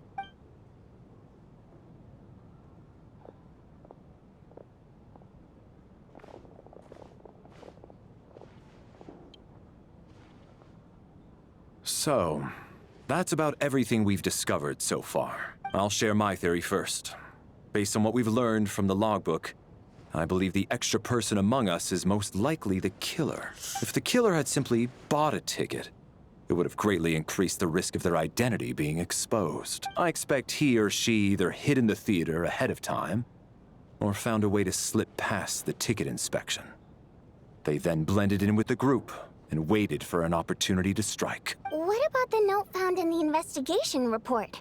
Any thoughts on how that fits in? The killer may have simply planted it there as some sort of sick joke. I've seen my fair share of psychopathic killers. They love playing cryptic mind games. So, it has nothing to do with the haunting of the theater after all. This theory makes sense to me. If we have an audience member unaccounted for, chances are they didn't come here to watch the show. Could it really be that simple? So, in other words, all we have to do is find out who got in here without a ticket, and all our problems will be solved? Then let me make one thing clear. All the theater staff should be well aware that I came here for the rehearsal legitimately, yes? There's no way I'm the one who didn't have a ticket. It's true. I hear you used every trick in the book to get a hold of that ticket, too. Everything short of throwing a temper tantrum and rolling around on the floor at the entrance. I most certainly did not degrade myself in such a way. Probably a stupid question, but I might as well ask. Did anyone here get in without having their ticket checked? Would anyone? Yeah. You expect them to just admit to it. Especially after the unprompted Lelik reveal. Once was already a miracle. Twice would be unfathomable. The person who most likely entered without a ticket. I mean...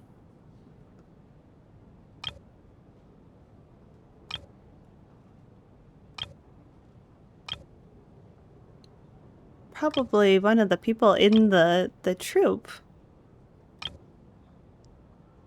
I don't know who to pick. Oh, I don't want to pick Alosha. I don't think it was him. But I feel like Odette and Vodianitsa would cover for each other, though Vodianitsa and Alosha would probably cover for each other too. I don't know. I'm gonna say Valeri. I have no idea Valeri why. Came to the theater to catch Mitya. Those two should be able to vouch Okay, yeah, for one that's another. fair. And Maybe the mercenary dude? I guess, why is he here? Does he just love the I don't theater? believe any of us here knew Shram before all this. If no one can verify Shram's identity... Mr. Shram, did you really go through the ticket inspection to get in here? Huh? Me? Why am I being singled out, my friend?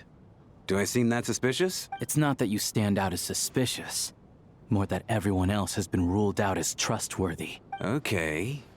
Well, we spent the best part of 2 days together now, so I'm sure you can all tell what kind of person I am.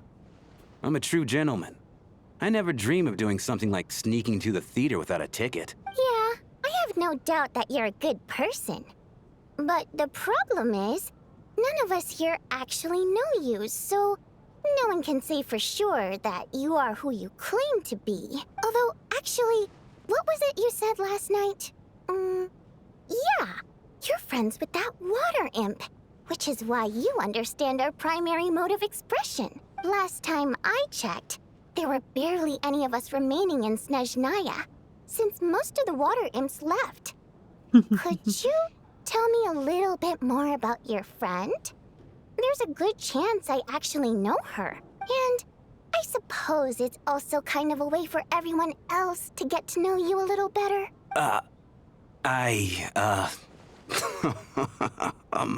Good grief. Are you blushing? Pull yourself together, man. Stop giggling like a teenage boy. It's revolting. Hey, revolting is a little strong. All right, fine. I'll admit it. That water imp friend of mine, the truth is, we're dating. Shocker. I was just the bodyguard hired by our family. But the stars must have aligned, because sparks began to fly between me and their daughter. Never in my wildest dreams did I think I'd get so lucky. We don't need details. Just get to the point. Yeah, okay, please. Okay. I'm just a little hesitant to reveal her name, that's all. You know how it is. These are delicate times, even with me to protect her. If word gets out that she's dating a human, both the Fae and human factions will give her a hard time. Really? Wait, no. That can't be. Huh? Shram, what the devil are you talking about? Why is everyone looking at me like that? Surely you can understand where I'm coming from. Delicate times? Factions? Yes. You know, the Civil War. Oh. Last time I checked, the Fae and the humans were still at each other's throats. If I'm not mistaken, the last significant civil war in Snezhnaya history was over 400 years ago. Oh, when he's Her not from this Majesty time, is he? Had just taken the throne and was consolidating her reign. What do you mean, 400 years ago? What's going on here? Is Shram from the past? All right, Mr. Mitya, you win this round. As far-fetched as it is, it appears that your theory may be correct. I'm just as amazed as you are. I didn't even believe it myself, to be honest. Is someone going to explain what's going on here? From the look on your face, you figured it out too, haven't you, Traveler? Oh boy. This is like Fontaine all over again. The clue to Shram's true identity is just like Fontaine. I got them wrong all the time. The theater's ley lines have been modified to block souls. Oh, within that's its what they were grounds going from for with returning that. to them. Mr. Shram's statement proves he's from hundreds of years ago, and according to the investigation report on the theater hauntings, Mr. Shram is very likely a lost soul wandering the theater. Poor guy. Oh gosh, the true nature of the extra person is... I personally...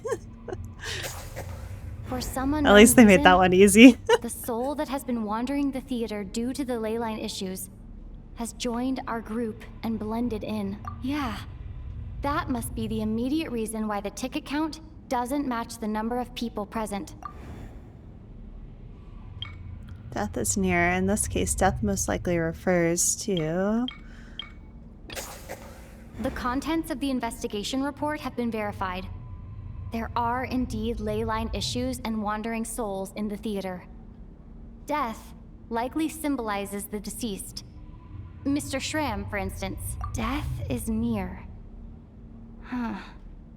That must mean that there's a dead person in our midst. That's the truth, isn't it? Yeah, the logic is clear now. The investigation report said that there would be souls stuck wandering around the theater because the ley lines were cut off. Mr. Shram must be one such soul who died in the theater a long time ago. In which case, that also makes him our extra person.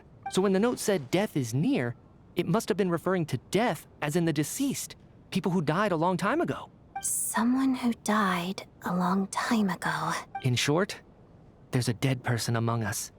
The extra person we've been searching for is a ghost from the past. You mean I'm a ghost? Aww. No. Don't make jokes like that, my man. There must be some mistake. But even if I was dead, I know for a fact I didn't kill anyone these past 2 nights. Yeah. Even if all that's true, the report also said the souls inside the theater can't affect reality, right?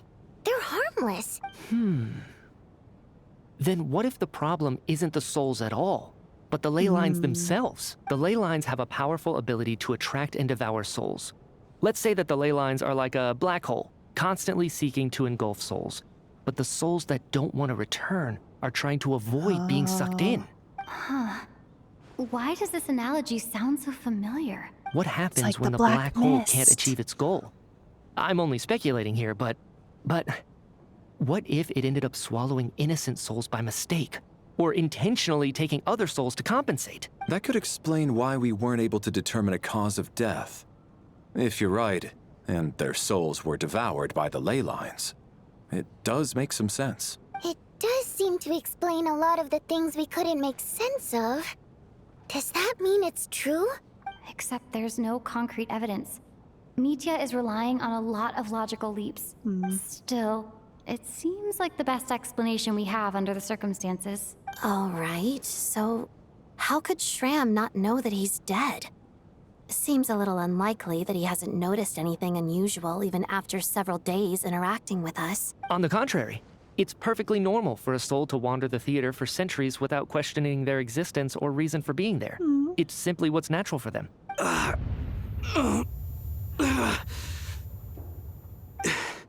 You know what, Mr. Brainiac? I think you might actually be right after all. I'm trying to remember and... even though my head feels like it's going to explode, I think... it's all coming back to me. I was the one who didn't want to remember my own death, so I forced myself to forget. Well, I'm sure those are painful memories. My lady and I snuck out to go on a date one day. We bought tickets for the theater. It wasn't really my thing, but I was just happy to be together. All of a sudden, a group of people burst into the theater, shouting for all the water imps to get out. Performers and audience members included. It was clear the conflict between humans and Fae had reached a boiling point. This time, the extremists were even coming after the water imps who had nothing to do with the war. I thought I could pull one over on them. So I took off my jacket, draped it over my lady, and tried to sneak out amid the chaos. But I got caught. They started shouting, calling me a traitor to humanity. But I was going to do whatever it took to buy our chance to escape. Aww. No matter how many people stood in my way. I had to. Both as their bodyguard and out of love. Shram. It's all right, friend. You can stop there if you want. You don't need to dig all that up again. It's just... even now, I'm still struggling to accept the truth.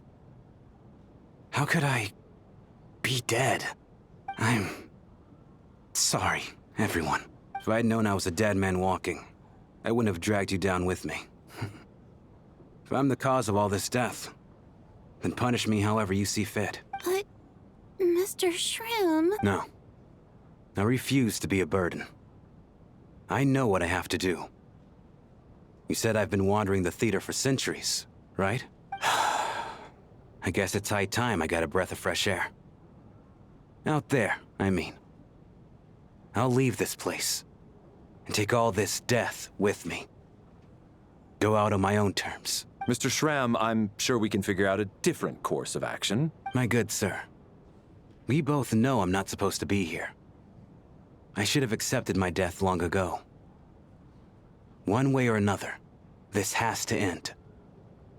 Unless you're saying this goes against another one of your military principles somehow. No, I'm speaking on a personal level this time. Let it go, man. Oh, wait. One last thing. Miss Water Imp. My lover. Her name was Litia. Litia Ozarova. Do you know what happened to her? Ozarova. Oh, Auntie Ozarova.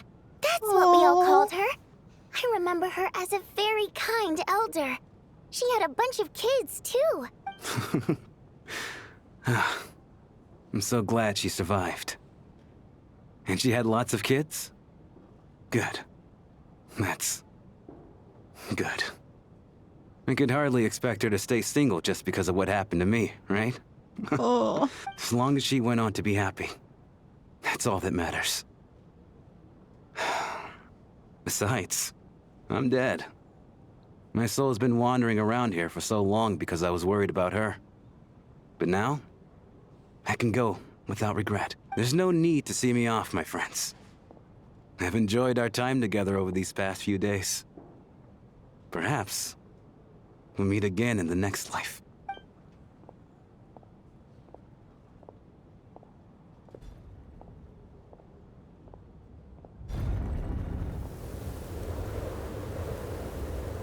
Take care, my man.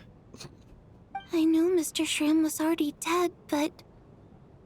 I still feel so sad. Death is cruel, no matter how we might try to make sense of it. So, was the conflict between Fae and humans really that bad back then? I was only little, so I don't remember much. It's terrible to think that so many innocent people had their lives turned upside down. Even the historical records about that time period don't say much about it. All people know is that the Tsaritsa founded the Fatui, drove out most of the Fae aristocracy without explanation, then used her terrifying power to suppress the humans. It seems to me like the Tsaritsa chose to make herself the enemy. She downplayed the conflict, directing whatever animosity both sides had for each other at herself instead. That's also why, despite how brutal the conflict was at the time, there hasn't been much lingering tension between humans and Fae since. Things have been fairly harmonious for the past few centuries. So, the Tsaritsa banished the Fae to protect the Fae living in the city? She offered herself up to be hated in exchange for peace. Maybe it's not quite as bad as it sounds. I don't think Her Majesty is too concerned if mortals hate her or not. And besides, there are very few who truly do. All this time, I had no idea. All right. If Mitya's theory is correct, then I think we can consider this matter settled. Let's all take a break. Ugh, if only this blasted storm wasn't still raging on. I thought it was going to settle down, like, miraculously.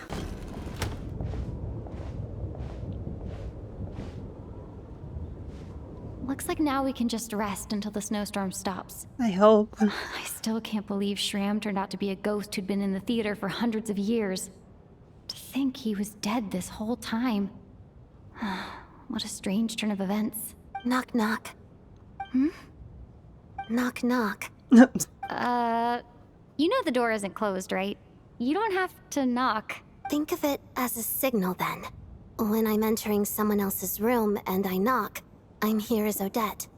If I don't knock, it's Lelik. Please come in, Miss Odette. Thanks. So, why did you come to find me? Is there something I can help with? Vodyanitsa said you knew about my secret identity from the start, but when everyone was discussing who Lelik could be, you were worried that revealing what you knew would be unfair to me, so you kept it to yourself, right? That's what you wanted to talk about? Yes. I'm extremely grateful for that. It's nothing. I mean, you didn't hold what happened with Senora against me, so I should thank you for that as well. Actually, there's something else as well. I found myself in a situation similar to the one you were in when you helped conceal my identity, so I thought I'd come and ask you for advice.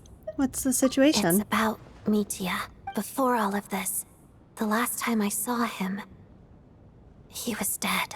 What? As I'm sure you know, my goal as Lelik was to stop Project Stuja.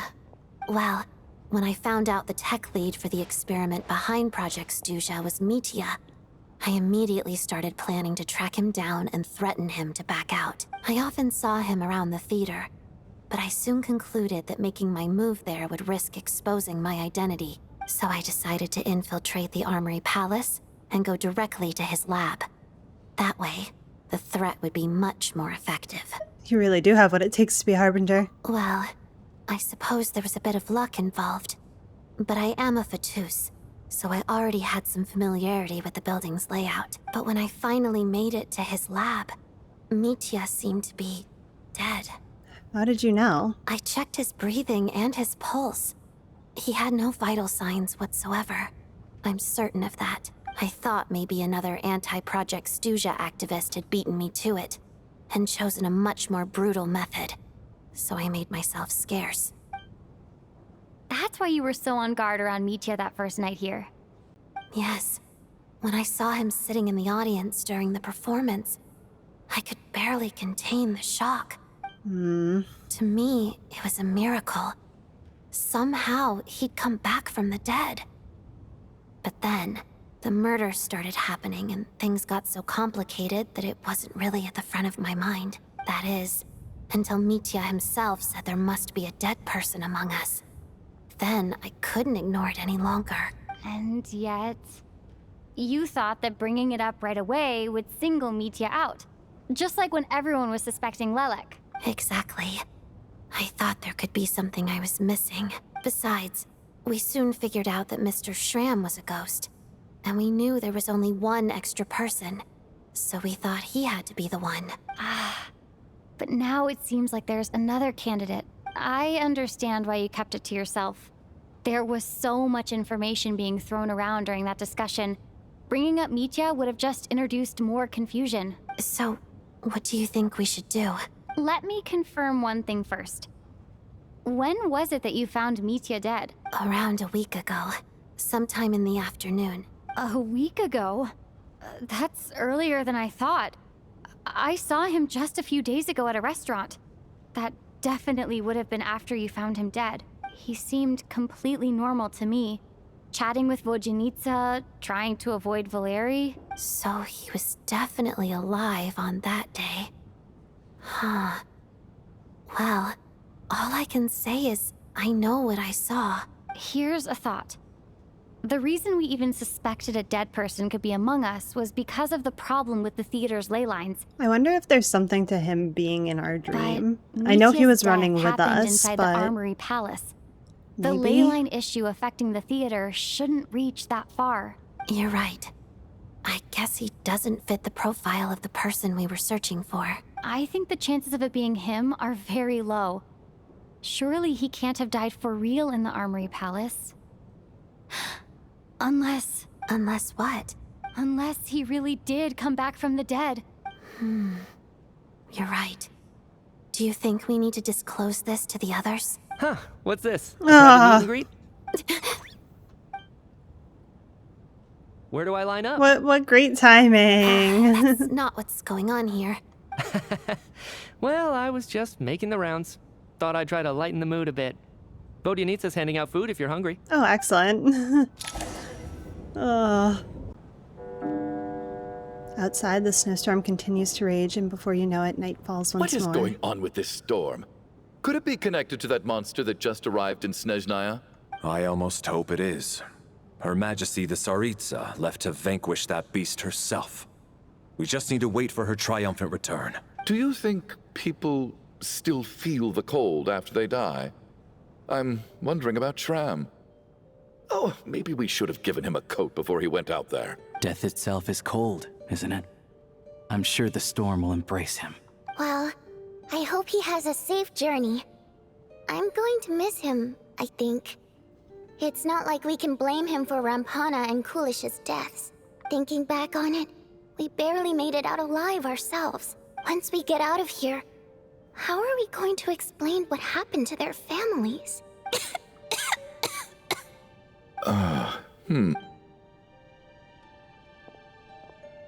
Are you okay? Here, take this. I've never used it. Thanks. Look who's Mr. Nice Guy all of a sudden. Is it because Tonya stood up for you this morning? At least you know how to return a favor. Yeah, without Tonya, who knows how badly he would have been hurt. I told you already, I never intended to resort to violence. Bunch of rascals. Little girl? I was rather surprised when you spoke up for me this morning. I didn't think I had many admirers here, so, thank you. Oh, no need to thank me. I said some bad stuff about you too. I've been, too embarrassed to admit it, but, you remind me a lot of my daughter. So kind to everyone, but never lets her old man off the hook. Unless my wife and I are having a fight, then she's always on my side, especially when she was little. Every time I took her out... All right, easy now. How long have you had that cough, Tonya? I don't know. It's probably been a while. I'm fine. Are you taking anything for it? Yeah. I'll be fine once I see my brother. He's gonna pick some frost fairy flower leaves and brew a tonic for me. I'll feel much better once I drink that. I see. That's good to hear, then. We should probably discuss arrangements for tonight.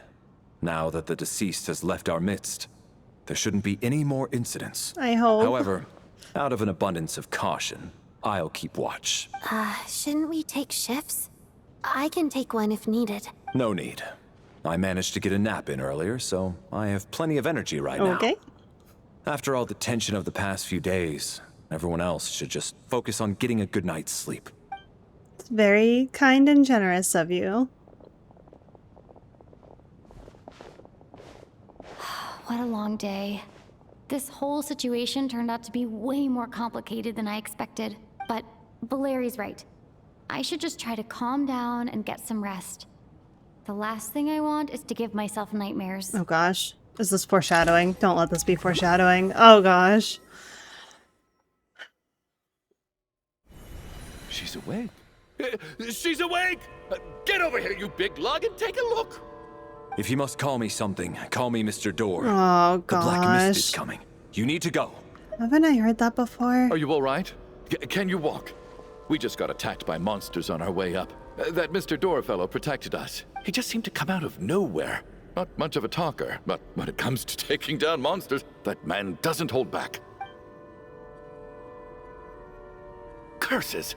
The Black Mist is catching up to us. We need to keep going. Mr. Door, I don't believe I've ever seen you around here before. Why is that? There's no need to try to get to know me. I'm just Mr. Door, looking for trouble. Quick, get rid of them! I can just push these ones off. Having second thoughts? Well, anyway, we're lucky to have you here. Thanks for saving us earlier.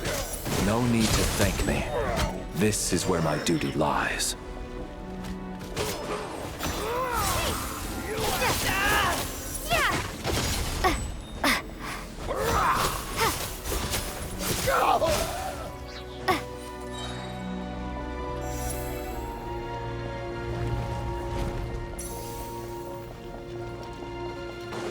So we're doing this the hard way. Ready to take my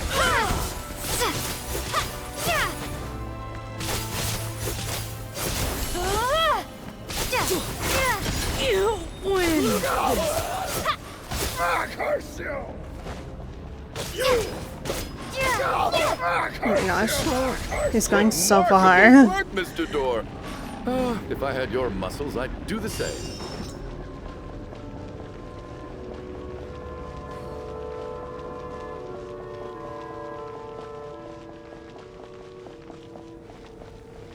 Are none of these doors the one you're looking for? No.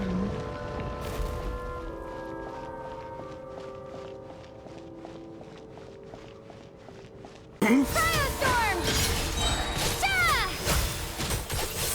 How about? Come here. Impossible. How about this? How could this be? Impossible. I'm so exhausted. And the black mist is still rising. Wait, look! There's more monsters down there. Are they coming from within the black mist? No, no! They're gaining on us. Quick, keep going, or they'll be at our heels any second. Oh, come on, keep going, guys. Don't give up. Door, what are you doing? We need to get out of here. They're coming! Found it. This is my door. What? You mean you're going to stay here? I am a door. This is where my duty lies. So he meant a door for closing, not for opening. No! You saved us. We can't leave you behind. You must keep going. A door can only keep things out for so long. You must make haste. But... Oh, you're right. Let's go. Is Valeri gonna die? Mr. Door's sacrifice be in vain.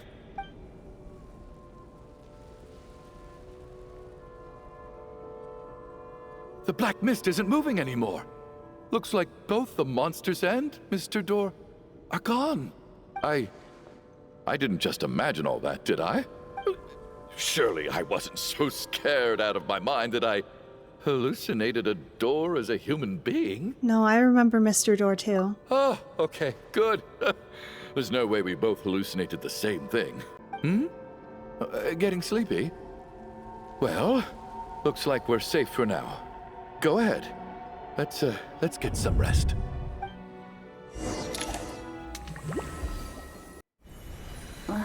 What time is it? Is it morning? I think I had a nightmare. Oh, I guess everyone's still asleep. These past 2 days have been exhausting. Valeri's keeping watch though, so he's probably the only one awake. Valeri? Oh gosh. Why is he slumped over in the chair?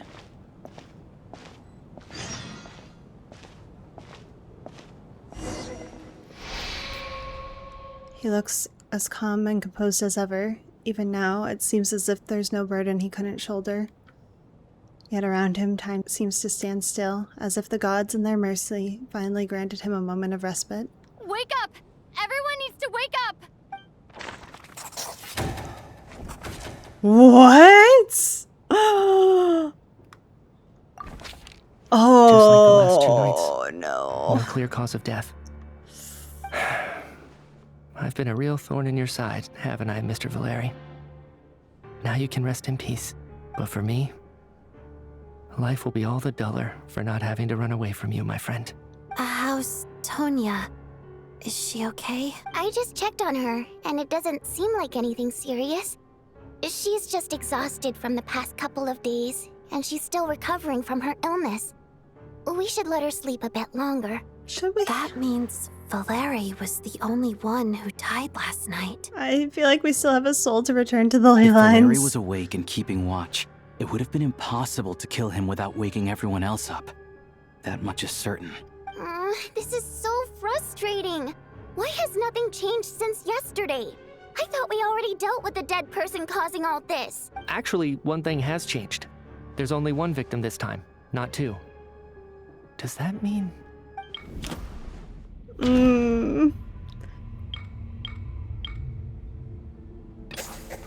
After the deceased Shram left, there was one less victim last night. That more or less tracks. It's a reasonable conclusion, considering the only variable that changed. Oh, the number of people who die each night is equivalent to the number of dead among us.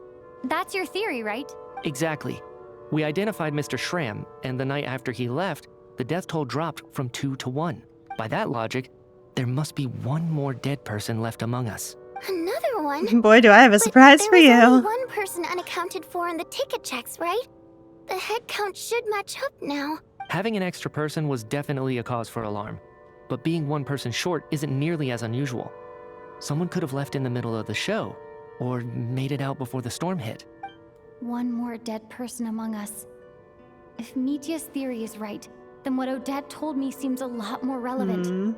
It's just, at the time, we had no reason to think there was more than one dead person. If only we'd taken it more seriously as a possibility, maybe this could have been avoided. I'm sorry. This is my fault. I had information that could have been helpful, but I held back.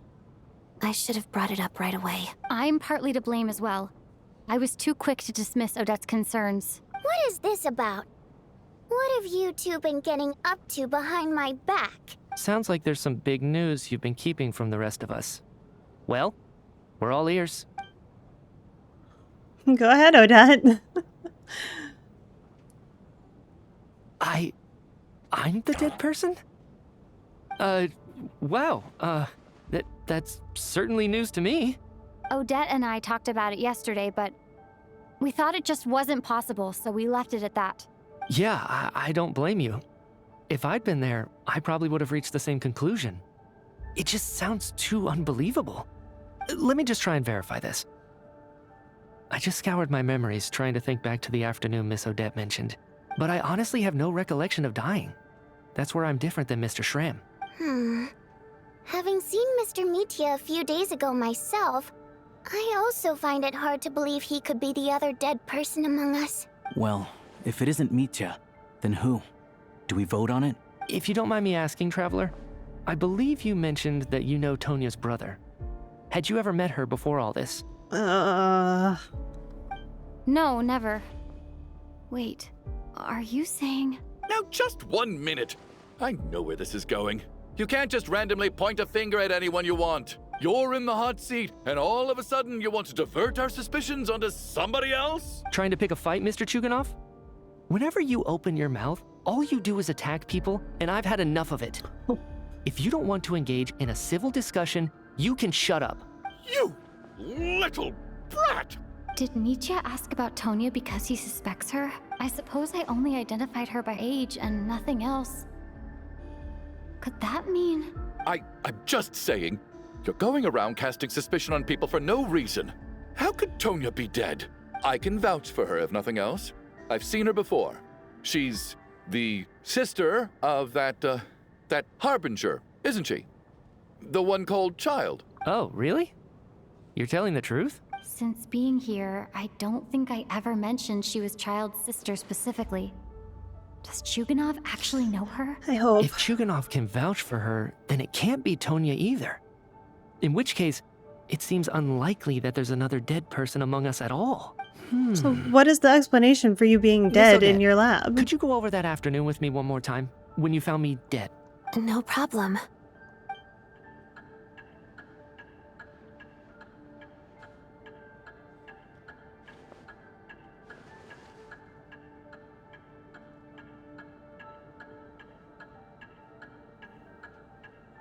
Huh. No matter how hard I try, I just can't remember anything about dying. But I do remember something else. Miss Vojanitsa, during our last meal together, I told you how some of the researchers were suffering from temporary memory loss. Do you remember that? Oh, yeah. You said it was hindering the progress of your experiments. You thought they were just under too much stress or something. Right. And even though I don't remember dying that day, I'm pretty sure I experienced something like amnesia. Some of my memories from that afternoon are missing. Are you suggesting you're missing the memory of your... Of course. How am I only just realizing this?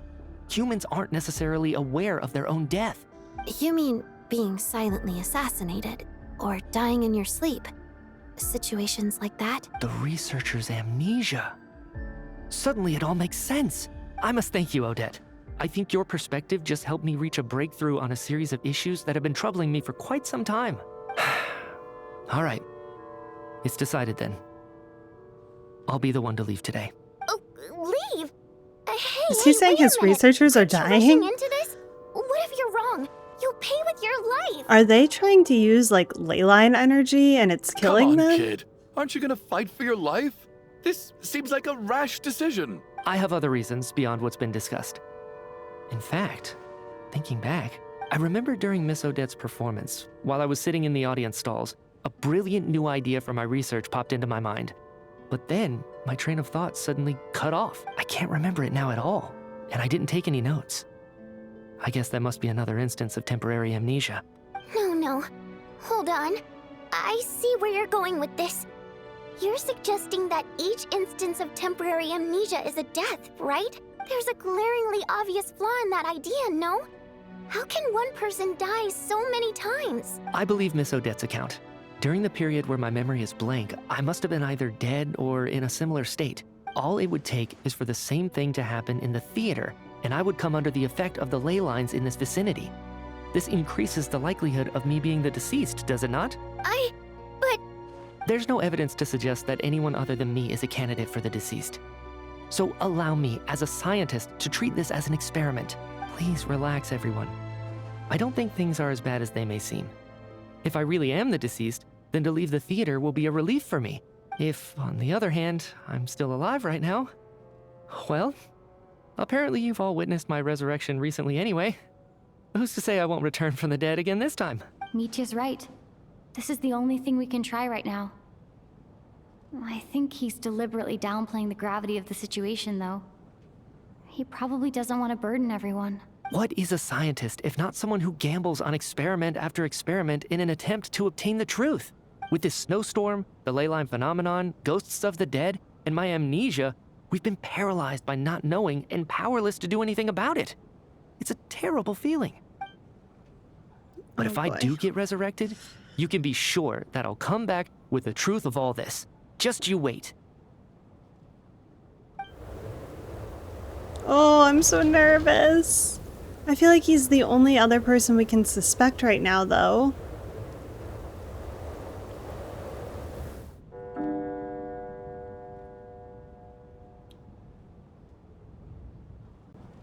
Mr. Mitya. I didn't even get to see him one last time. Maybe it's a good thing that you weren't there to see it. It was a hard thing to watch. I hate goodbyes. Why does it feel like everyone around me is slowly disappearing? Not just in here, I mean. In the outside world, too. Oh, maybe it's the realization that, at the end of life, everyone has to face it alone. Come to think of it, the main reason we're still alive right now is pure luck. Each morning here, for every one of us, there's the chance that we might not wake up. You could take it a step further and say that the same is true outside, too. Who can never be 100% sure when they drift off to sleep that they'll open their eyes again in the morning? If I make it out of here, I'm going to cherish every moment that I'm awake and live without any regrets. Without regrets? I feel like a strange sense of anxiety has been quietly growing inside me over the last 2 days. Are you okay? You look really glum. If something's bugging you, let's talk about it. There's only a few of us left here now. After everything we've been through, what's the point in keeping things bottled up? I have a travel companion named Paimon. Alosha and Odette have met her before. She's been feeling unwell recently.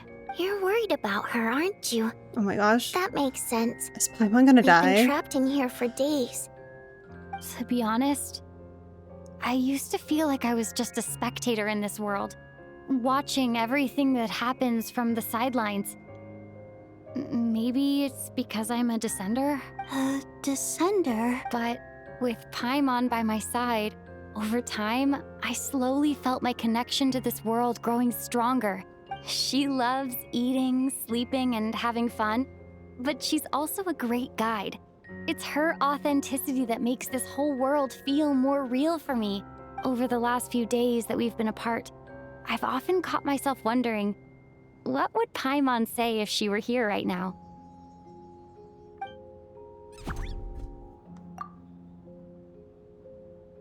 But by the time I snap out of it, the conversation has already moved on and I'm still in my own little world.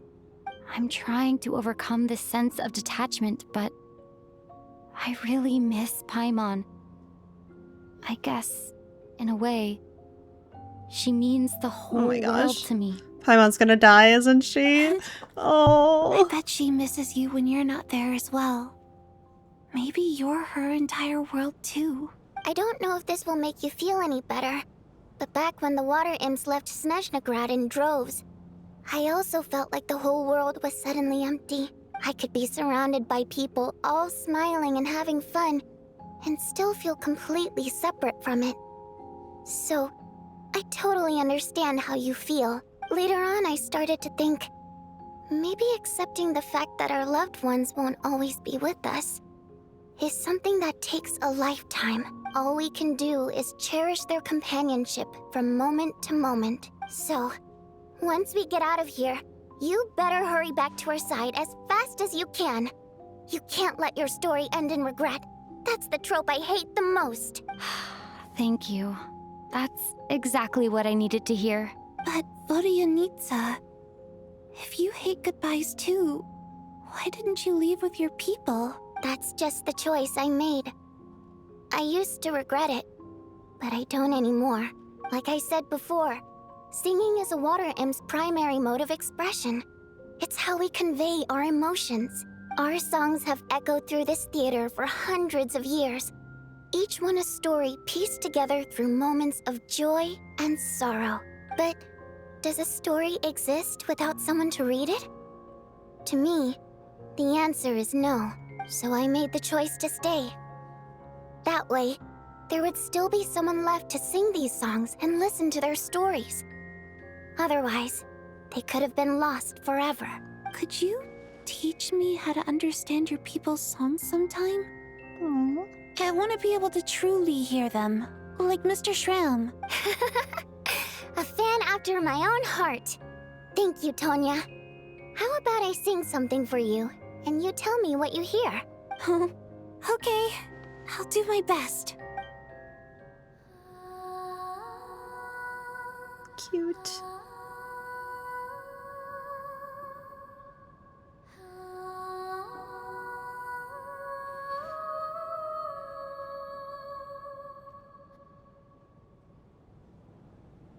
I've never heard that one before.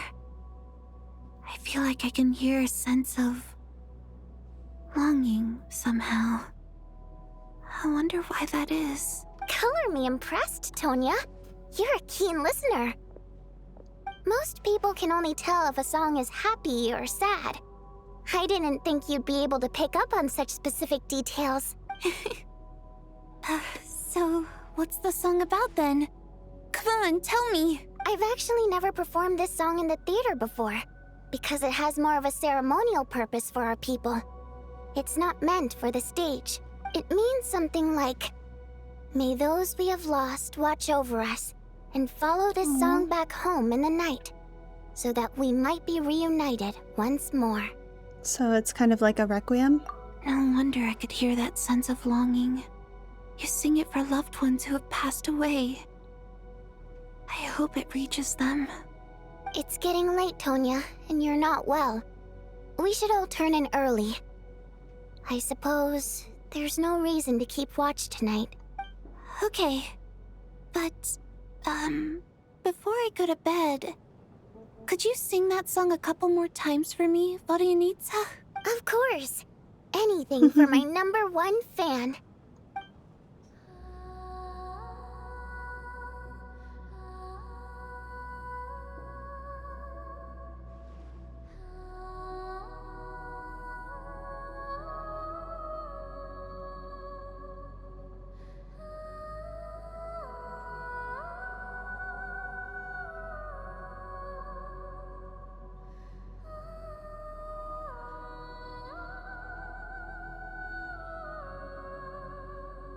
Once I get out of here, I definitely don't plan on ever coming back. But I guess that means I'll never get to hear Vodyanitsa sing again. That's a sad thought. Before I fall asleep, I should cherish this moment of companionship while it lasts. Alright, we're not going to the Black Mist tonight, right? Please? Please? Oh, come on! Where am I? It's so dark in here. Oh my gosh. I feel kind of dizzy. Am I alone?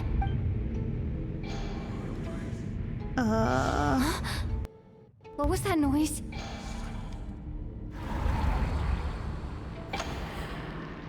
Tonya?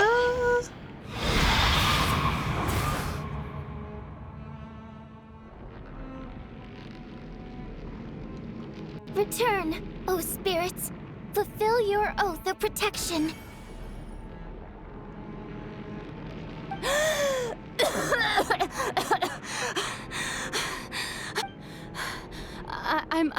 I'm alive? What just happened? No time for questions. Quick, over here. Turn on the switch. We need to bring back the light.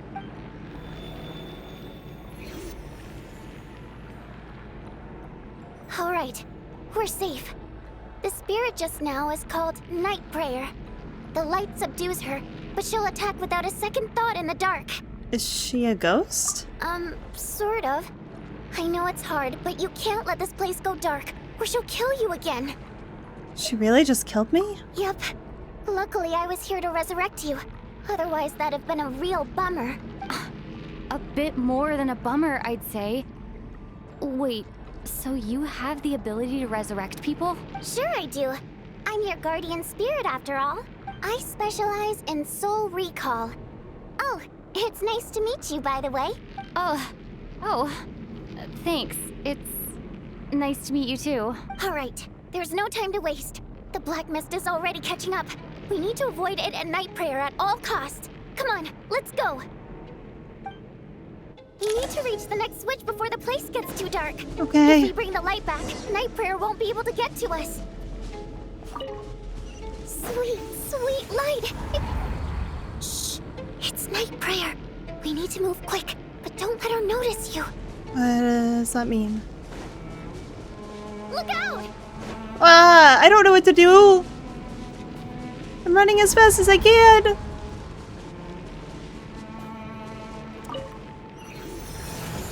Oh.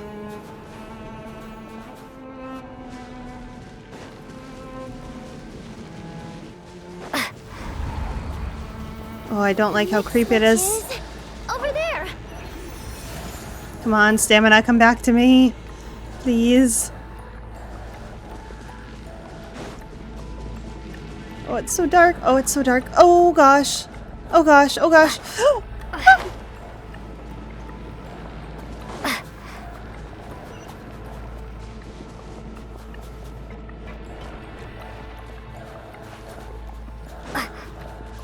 Oh, it's so creepy in here.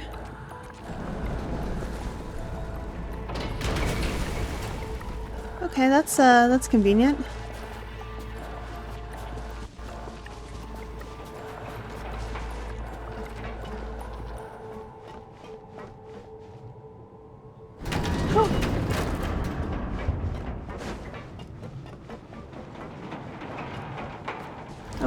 Oh, I don't like that she's in there. I'm not gonna go in there.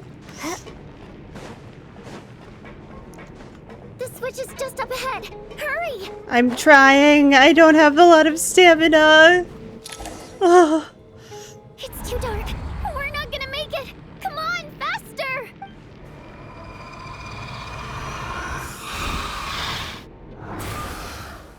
Traveler! I won't let you die like this. Not on my watch.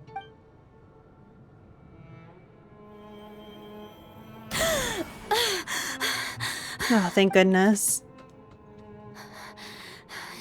Even though it's not permanent,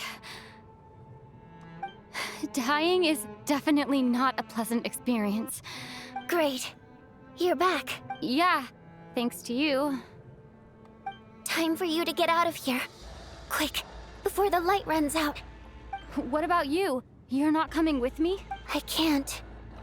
I've already been used up. Oh my gosh, everything's a Deltarune reference. A guardian spirit's skills are finite. I can only resurrect someone so many times. I might not look any different, but my essence has been exhausted. Now, I will slowly start to fade away. I can go no further. The black mist is where I belong. It's okay. I feel like it's not okay. Yeah, what? Because it wouldn't have changed anything. That knowledge would have just burdened you. And a guardian spirit's role is to protect. But... Go. Now, before it's too late. I already hear night prayer approaching.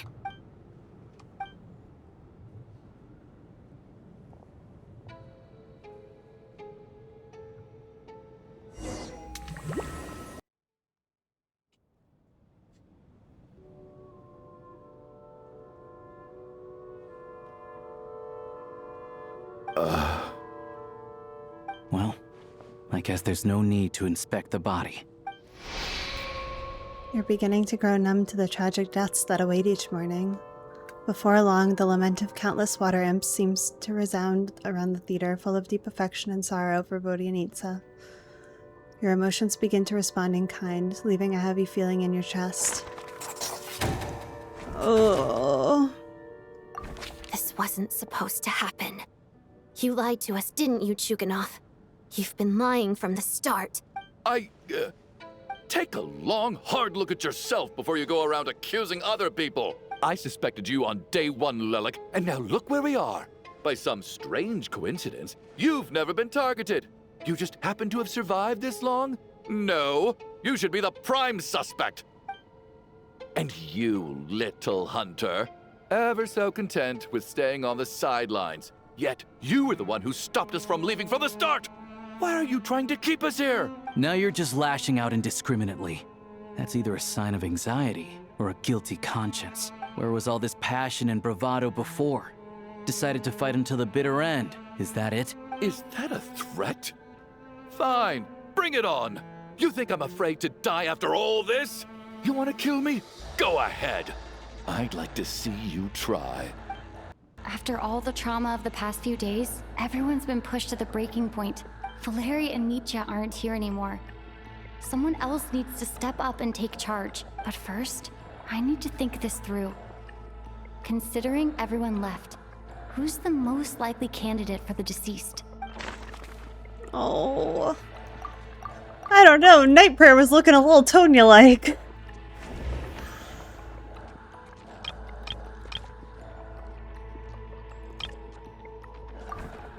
Of those who remain, the only person we've never met before is Tonya. There is room to doubt her true identity. People are easily misled by first impressions. Now that I think about it, child sister was in fact a label I imposed on her due to my own assumptions. But Mr. Chuganov vouched for Tonya's identity yesterday, with basically no other possibilities left. Could it be...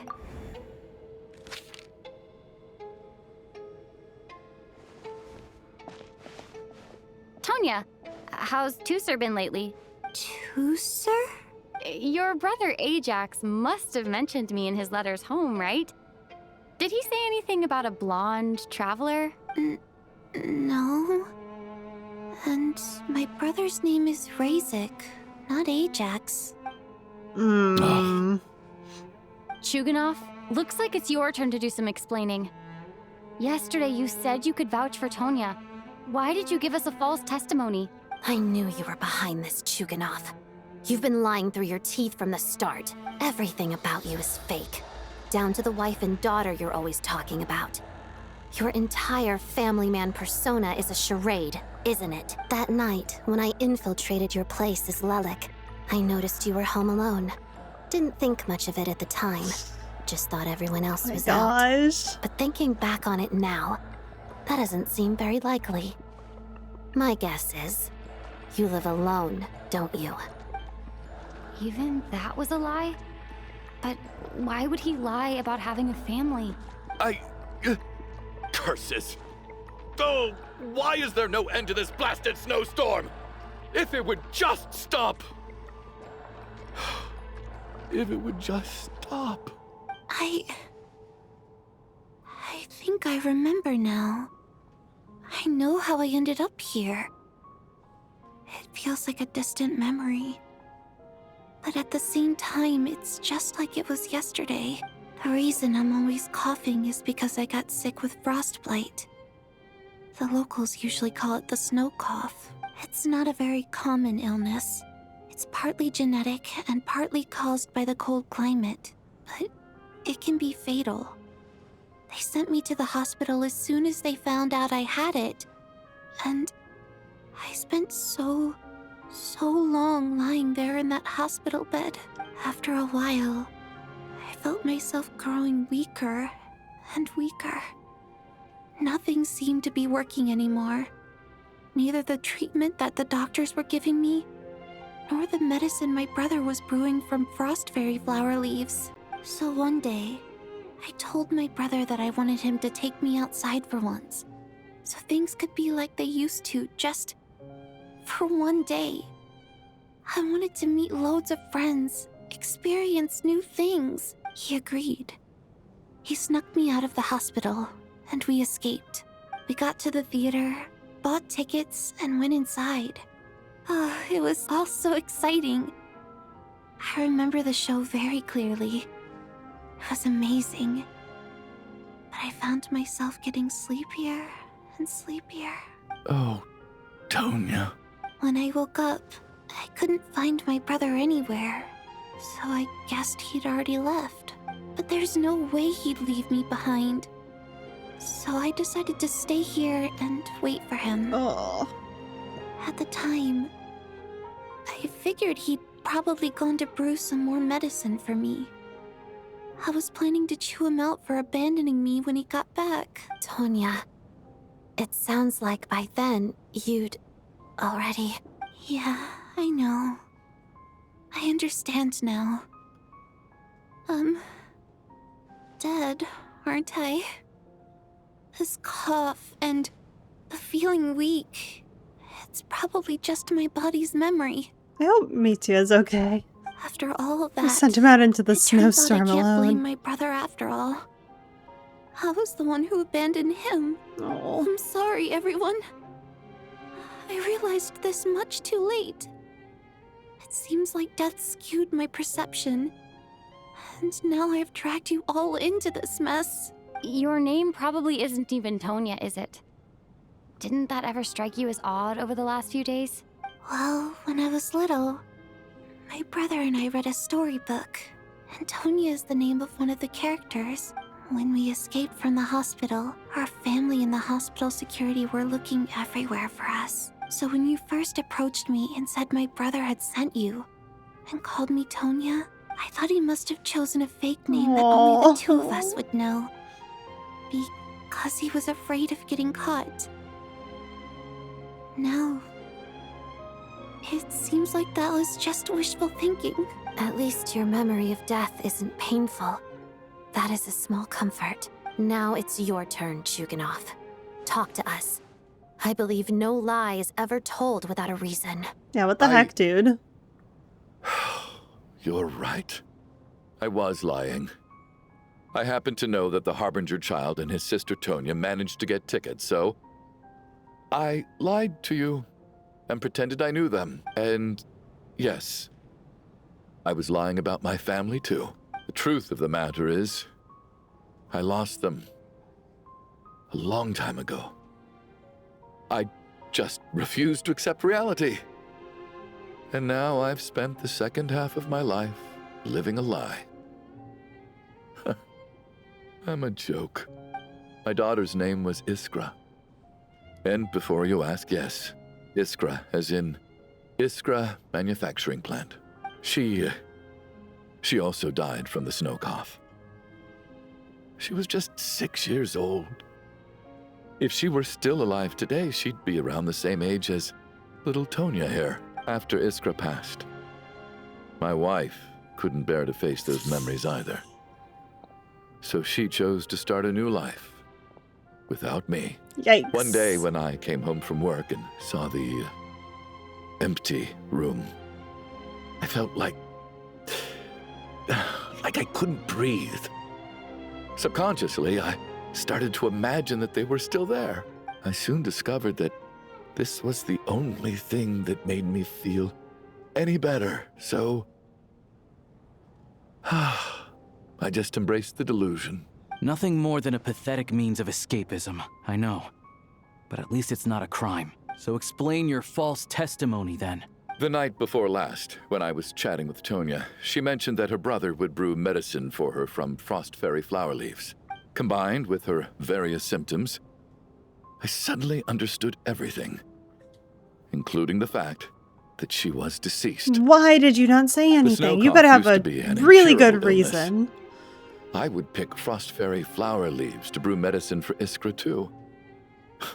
It took hours and hours on the stove. But the year after my daughter passed away, the jester of the Fatui announced that a cure for frost blight, also known as the snow cough, had finally been developed.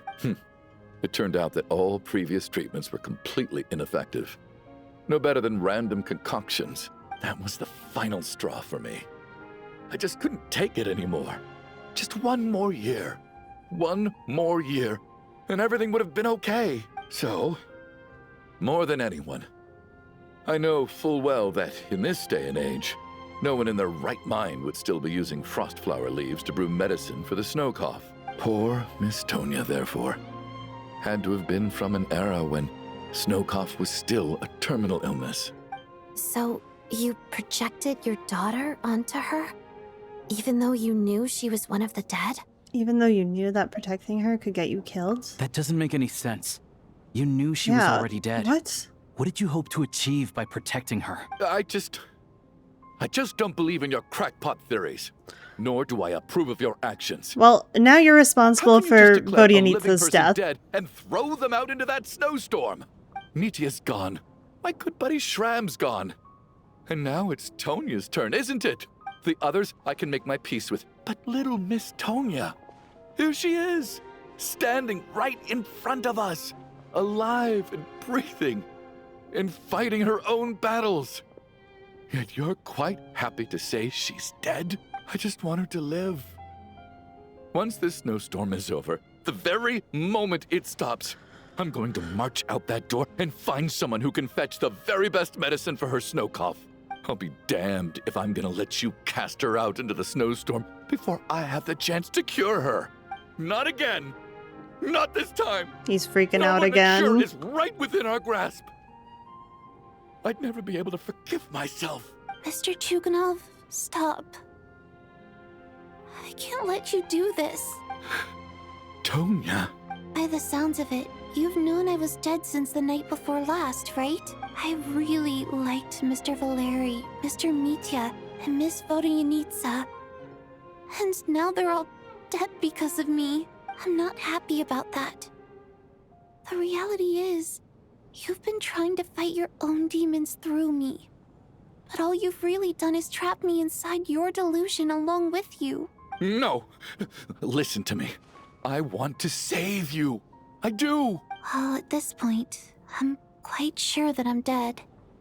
I don't need to be saved. The time I got to spend with all of you is more than enough for me. Despite all the bad things that kept happening, I got to meet so many interesting people and spend so many days and nights by your side. Since the day I escaped that hospital until now, this has been an adventure I never even dared to dream of. I'm very fond of you all. If it were only possible, I'd trade my soul to bring back the ones who died. If it meant things didn't have to end like this.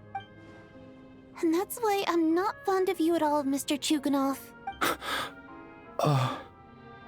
I'm sorry. It's them that you owe an apology to, sir. Not me. Well then, I suppose this is it. It's time for my adventure to end. I've caused enough trouble.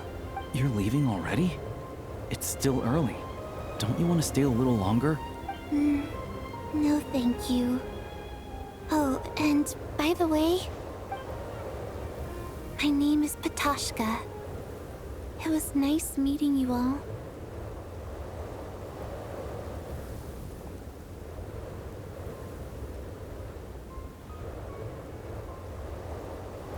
Feels strange that we're only being properly introduced now that it's time to say goodbye.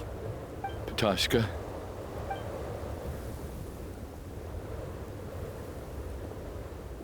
What are you doing, Chuganov? Are you crazy? Let me leave.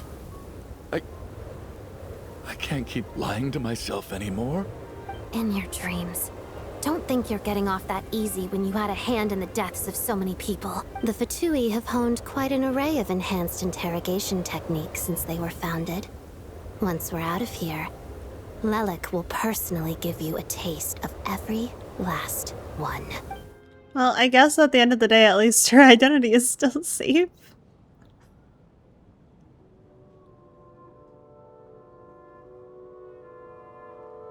I think we should leave. I doubt this snowstorm is ever going to stop.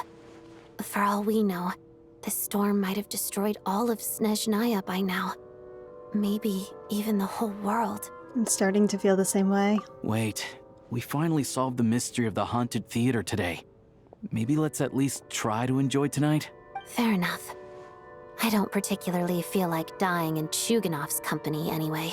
And yet you won't let me die first. Hey, Chuganov, on a serious note, if we do make it out of here, you should close down that factory of yours. A lot of people are freezing thanks to you. Is this really the time to be discussing my factory? All right, fine. I'll shut it down. Doesn't matter to me anymore. Am I hearing things? Or was that a knock at the door? There it is again. What? But I don't understand. The snowstorm hasn't stopped, has it? Maybe the snowstorm has brought some unwanted visitors, or perhaps it's the rescue team? Should we open the door? Is this it? Is this nightmare finally over? If the last few days are anything to go by, I probably shouldn't be getting my hopes up. Whatever lies beyond that door at this moment, It could be something even more terrifying than everything we've been through so far. Yeah, I'm a little worried. I don't know if we should open this.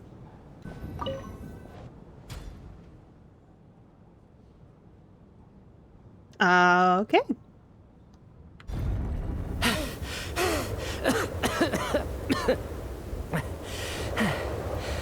Hey everyone, I'm back. How are you doing? Not what I expected. Feeling any better? Much better, thanks. Whew, it is so good to have you guys here. I was a little worried that the theater would be empty by the time I got back. Let me see. Tonya and Vodyanitsa are missing, which means Vodyanitsa died last night. And then you discovered that Tonya was the other dead person. Am I right? Not Tonya. Petashka. First, tell us how you made it back here. Given the conditions outside, was no a one should quick be able deduction. to return alive. You're right. The thing that got me back safely was a song. I heard someone singing. After walking into the snowstorm, my mind grew hazy. I don't know how long I walked through the storm before my mind completely slipped away. Then, suddenly, I heard the sound of singing. The voice instantly brought me back to my senses, and I regained consciousness. So I followed the voice, searching for the source of the singing. I searched and searched, until finally, just a few moments ago, there was the entrance to the theater, right in front of me. The singing. I've actually never performed this song in the theater before, because it has more of a ceremonial purpose for our people. It's not meant for the stage. It means something like, "May those we have lost watch over us, and follow this song back home in the night, so that we might be reunited once more." That must have been Vodyanitsa's requiem. Who knew it actually worked? That song is meant to guide the souls of the dead. Mitya, that must mean that you... Huh. No kidding. Seemed like I guessed right then. This is what I've been so desperate to tell you about. When I first stepped out of the theater, I was still quite lucid.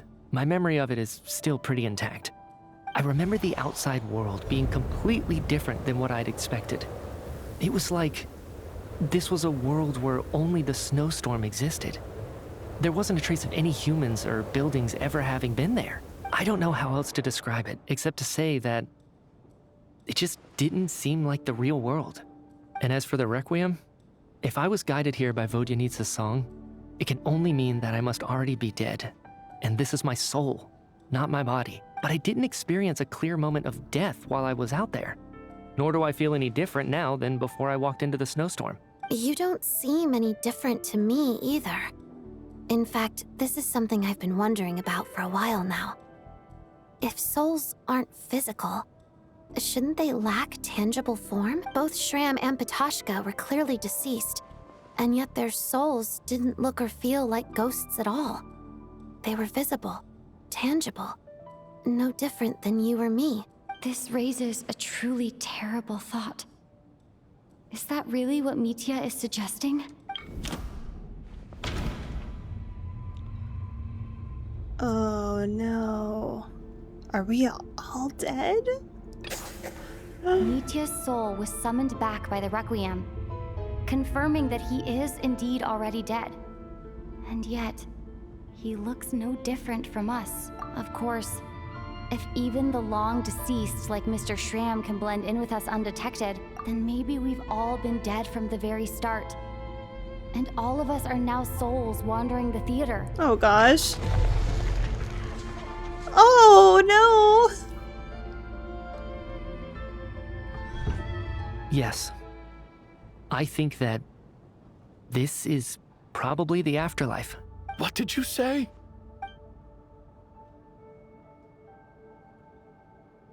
You heard me. We died in the theater. All of us did. But due to an obstruction in the theater's ley lines, our souls are trapped here, while an endless, infinite snowstorm rages outside. Oh gosh. It's ironic, really. All that time, we were working so hard to figure out who the deceased among us were, when the truth was, we were all deceased. The only difference being some of us died more recently than others. Do you remember that note, "Death is near"? Seems like we misunderstood what it meant after all. Death was nearer than we wanted to think all along. The note simply meant that all of us were already dead. So all our attempts to survive, our search for the deceased, it was all for nothing? Hard to say.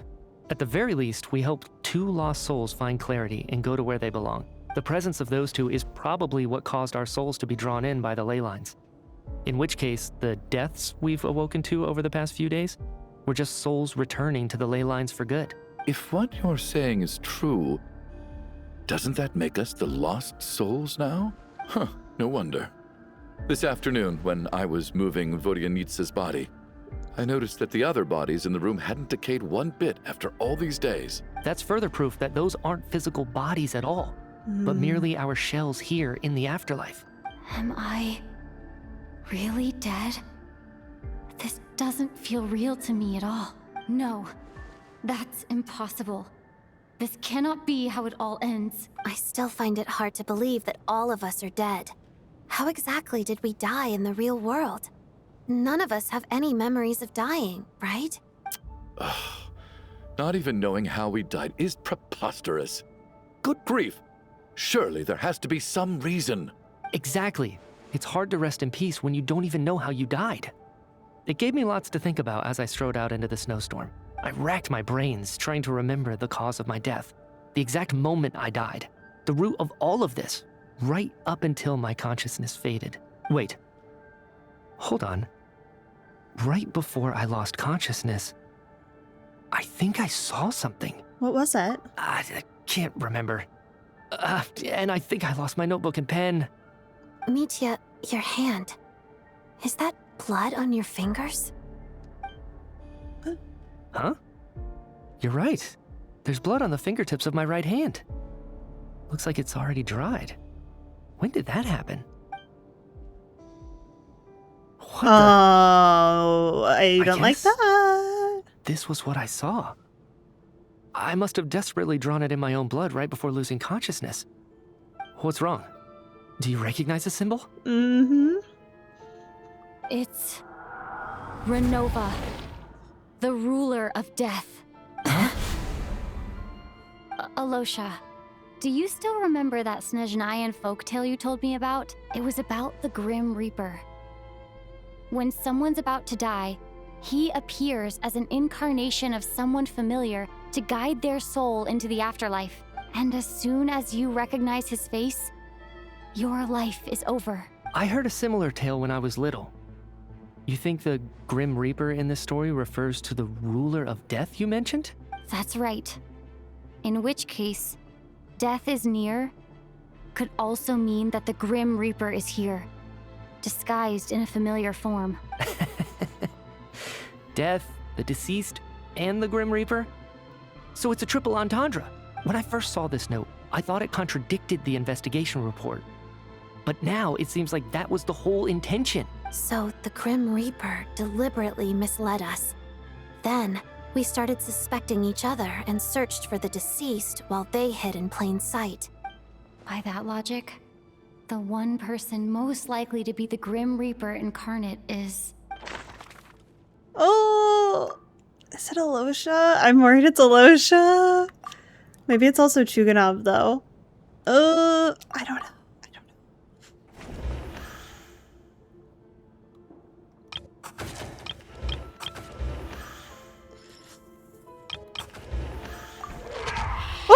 Oh, that's spooky. I don't like that. No doubt about it. It's Alosha. Looking back at how everyone has acted over the past few days, Alosha is most likely the Grim Reaper lurking among us.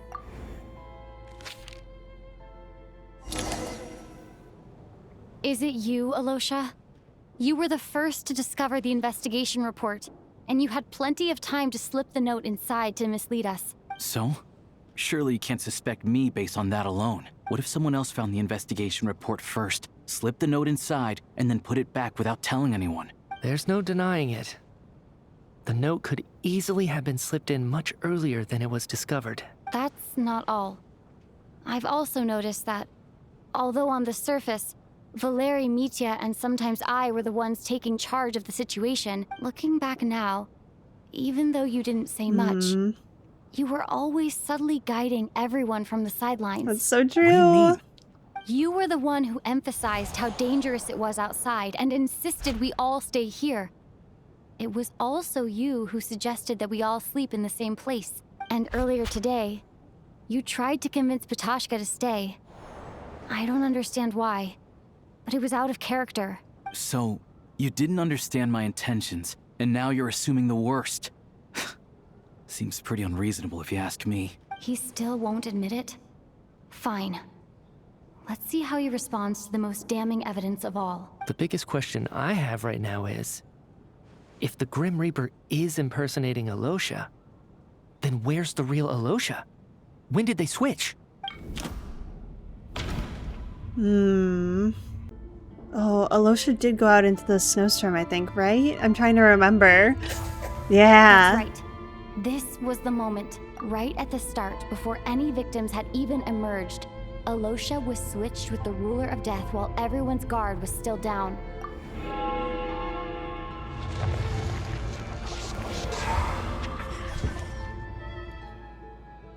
When all this began, right after the performance ended and the snowstorm began to pick up, no one suspected anything unusual. We just assumed we were snowed in. It wasn't until we discovered the bodies the morning after that we realized something out of the ordinary was going on. But it's clear now that the oddities actually started earlier than that. When Dimov walked into the snowstorm and never came back. Right. So Mr. Dimov was the first victim, not Sobolova and Torgov. And if we pinpoint that moment as the beginning of this incident, then one thing becomes clear. Alosha, you are the only person who walked into the snowstorm and came back without the help of Vojanitsa's Requiem. More precisely, Alosha never came back at all.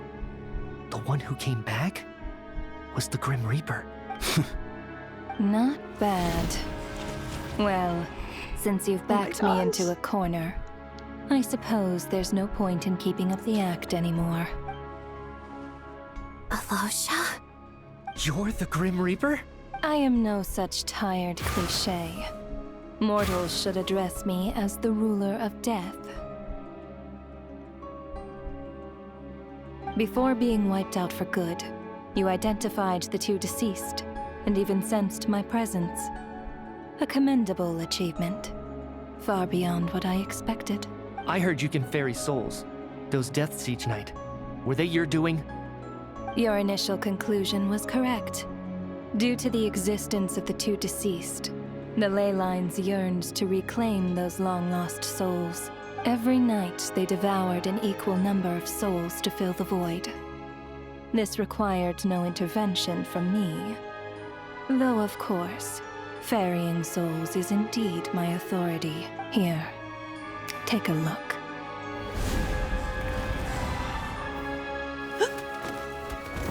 Oh, no! What are you doing? That takes care of today's two. Don't get so worked up. You are already dead, and your souls must return to the ley lines. I know we're already dead. You murdered us, didn't you? Murdered? No. Murder is when mortals usurp my authority. Death is my jurisdiction. If I require someone to die, I need not resort to such laborious methods as murder. You simply met the criteria to trigger my curse of death. I know about the curse of immortality. So there's another death-related curse too? You cursed us? When? And why would you do such a thing? So often, humans pray to me, begging to know when their death will come, and what form it will take. But few people ask why. If you must have an answer, know that death comes simply because one's time has come. So you're not gonna tell us the truth? Hold your tongue. By all rights, you shouldn't even be allowed to speak with me. Those angels from the past are to blame for the reckless renovation of the ley lines here. It's made my work on this occasion infuriatingly complicated. Work? So trapping us here, making us watch our friends die, that's just another day at work for you? You clearly have a lot of questions. Fine. As a reward for your remarkable accomplishments over the past few days, I shall answer a few of your inquiries, provided they aren't too unreasonable. After the physical body dies, the soul must return to the ley lines for that person's death to be considered complete. My work encompasses the entire process of death, including, naturally, the guiding of souls into the ley lines, with which you are now so familiar. You must also be rather familiar with Natlan's Night Kingdom, I presume? It was I who supported the creation of the Night Kingdom. It provided a convenient means of guiding the souls of Natlan. Here, too, the ley lines connected to the theater underwent some modifications. The angels hoped to make them capable of accommodating the souls of some special creations. Special creations? But this actually hindered their ability to accept ordinary souls to some degree. This effect manifested itself after you died from the curse in the theater, leaving you stranded in the afterlife, unable to achieve a complete death. But if souls who die from the curse of death fail to return to the ley lines within a short window of time, they will miss their chance for good. Then, they will remain forever suspended between life and death, no longer subject to the authorities of either. So if you don't resolve this matter soon, and see all our souls return to the ley lines before long, we'll escape your control. Mitya is sharp. This must be what Renova was worried might happen, and the reason she got involved to begin with. But if you have the authority to guide souls, why didn't you just show yourself and get it over with? Why hide among us in the form of Alosha? You seek to understand the mind of a god. Very well. I'll tell you. This is a theater, and I decided I wanted to watch a show about death. That's why I encouraged you to take the events to the stage. Oh my gosh, she's like, yeah, this is just fun for me. I found myself getting quite immersed.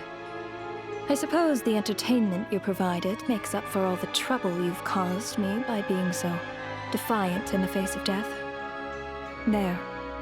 Are you happy with my answer? Can't say I am. Really? But it fits the stereotypes you humans have about gods. Just moments ago, you were complaining about how infuriatingly complicated your work here has been. Work is work, I get it. There are times when it's a huge pain, but you just have to get it done. Yeah, let's not tempt her. That's a rather unique perspective for a human. You are in fact correct. There is a pain point in this case. Due to the obstruction in the theater's ley lines, there is a hard limit on the number of souls they can receive each day, making it impossible for me to ferry all your souls at once. Revealing my identity too soon would inevitably have led to futile resistance, and there was a risk that any souls who chose to run would disappear. Then there was the issue of the 2 lost souls you called the deceased. The way you resolved that quandary was all part of my design. That's what I don't understand. If all of us were souls of the dead, what made their presence among us special? For centuries, they have refused to return to the ley lines, exploiting the issues created by the angel civilization to resist being drawn in. Centuries of obsession accumulated during this process.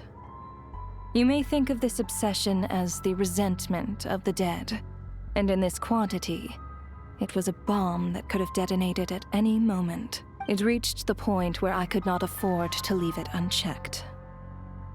But the only way to fix it was to help them acknowledge their own deaths, make peace with their regrets, and willingly walk into the snowstorm. Only then, with my guidance, could they finally return to the ley lines. Otherwise, you would not like to know what the consequences would have been. I vaguely remember seeing Patashka, but in the most terrifying form. Was that in a dream? Is that what would have become of her if she hadn't returned to the ley lines? I see your dreams brought you many revelations. So you see, death in fact grants wisdom to mortals. Souls connect to all things in the world and see the chain of cause and effect between them. It's nothing unusual. Anyway, Giving psychological counseling to lost souls is not my strong suit. That is more of an angel's role. It was something I could not resolve directly using my authority, so I decided it was easier to leave the bomb defusal to you. Gee, thanks. Meanwhile, of course, their presence caused the souls of other members of your party to return to the ley lines each night. From where I stand, that was killing two birds with one stone, as both issues slowly resolved one another without me having to lift a finger. All I had to do was stay close by and keep the situation under control. Then use my authority to wrap things up at the end. And, of course, while I was at it, I thoroughly enjoyed watching this drama, dealing with death from a mortal perspective, play out on the stage. Sounds like you had it all figured out, Grim Reaper. I just did the math. You said there's a hard limit to the number of souls the ley lines here can receive each day. It's 2, isn't it? Me too. I feel like that wasn't exactly difficult math to do. That much is obvious, even to a fool. Thank you, Renova. It's time to review this whole affair. If the ley lines can only take in 2 people per day, I need to go over the deaths from these past few days again.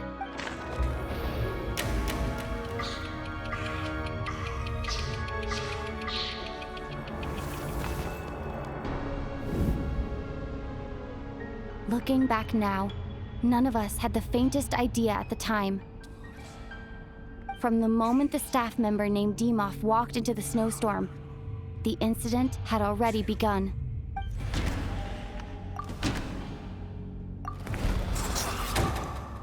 Alosha was the second to walk into the snowstorm after Demoff to investigate. During this process, the ruler of death assumed his identity, making him one of the victims.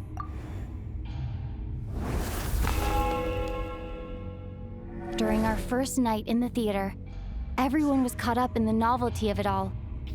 No one could have expected there would be victims the very next morning. Despite all the confusion, and with the help of hindsight, we finally began to realize that something was amiss with the snowstorm. It was these 2. The ley lines devoured Torgov and Sobolova on the first night. At the time, we thought this might be a murder case connected to Lelek. This music is so creepy. And then it was 2 normal Odette people. and I spoke a lot that night. 3 people were on watch, but in the morning, we discovered that someone had fallen victim all the same.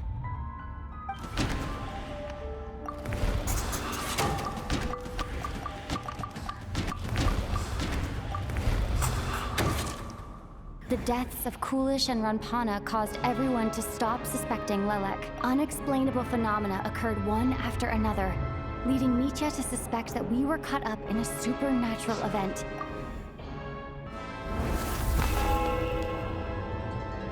Later, we discovered that there seemed to be an extra person among us, and subsequently discovered the existence of the deceased. Mr. Schramm realized he was the deceased and walked into the snowstorm to return to the ley lines of his own accord. It turns out there really was a dead person among us.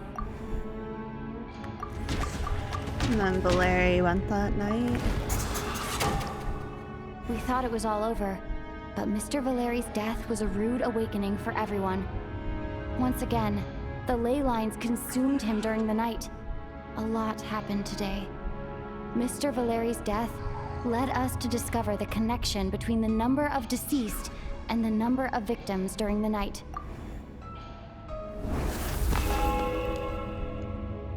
The fact that there was more than one deceased seemed to bring us back to square one. Odette revealed some information she had been keeping to herself.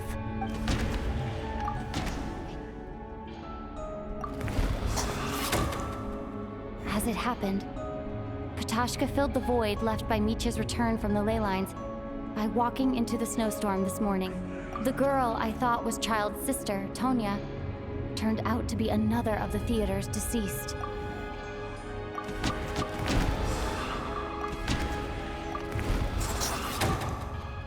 Vodyanitsa was swallowed by the ley lines in her sleep. But the requiem she sang before falling asleep was quite a game changer. Come to think of it, Petashka was about to walk into the snowstorm at that time, and Renova, unaware that Mitya would return, was concerned that her soul would overflow from the ley lines. That's why she used Alosha's voice to try and persuade her to stay behind. Looking back, I suppose that was an early slip-up on her part.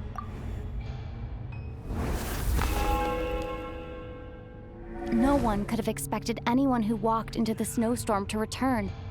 But just after nightfall, Mitya returned, bringing crucial information with him. Various truths began to surface, including that all of us were already dead, and that the ruler of death was here among us. Then, after revealing her true form, Renova callously claimed 2 souls. I wonder who it is. In fact, everyone was already dead by the time we took the photo. And in the days since, we've experienced many more partings in the afterlife. Now, only Mitya and I remain. And the true culprit behind everything still stands before us. In Mitya's eyes, I see the same anger and frustration that I feel. That covers everything. It's all clear now. Your work isn't finished here yet, is it? The Traveler and I are still standing here, safe and sound. The Water Imp's song threw things off a little, but it is of no consequence.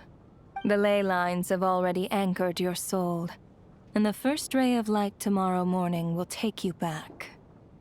I, meanwhile, need to review my attitude towards the Water Imp race.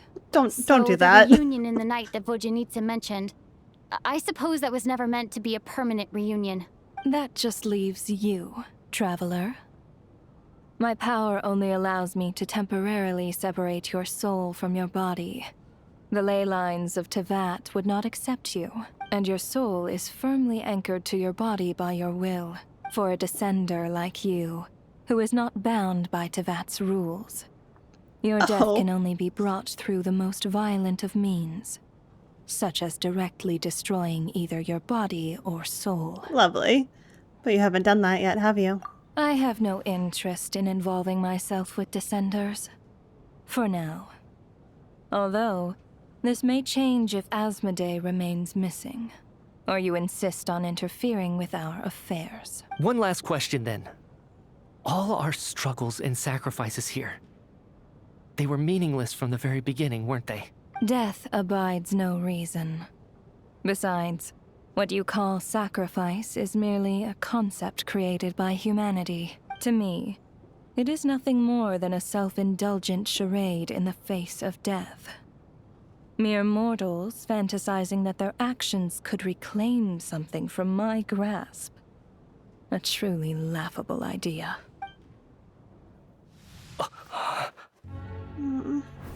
Grim Reaper, you really know how to get on my nerves. I'm not here to ingratiate myself with you.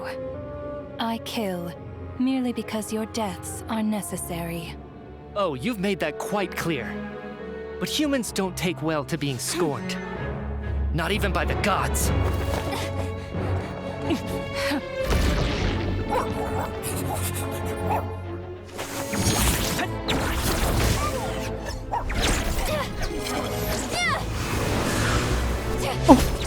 Not the dog Vado.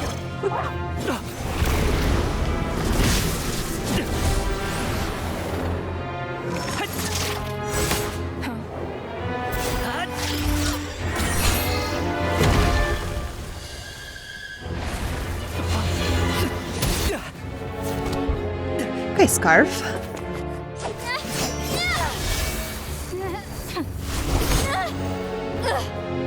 This is futile. You must know that you are powerless against me in my own domain. I suggest that you save your strength. For what? Maybe we can't change anything. But if nothing else, we can at least teach you to have some respect for the dead. Audacious.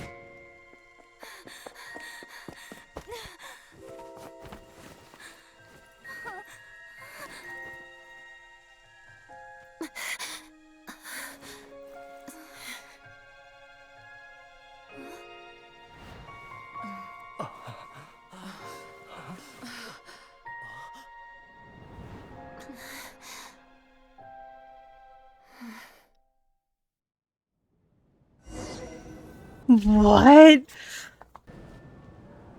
What just happened? How are you holding up, Odette?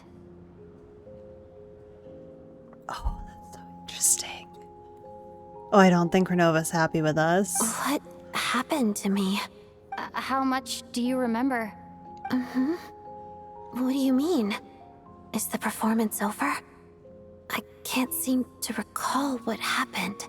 Has Odette already forgotten?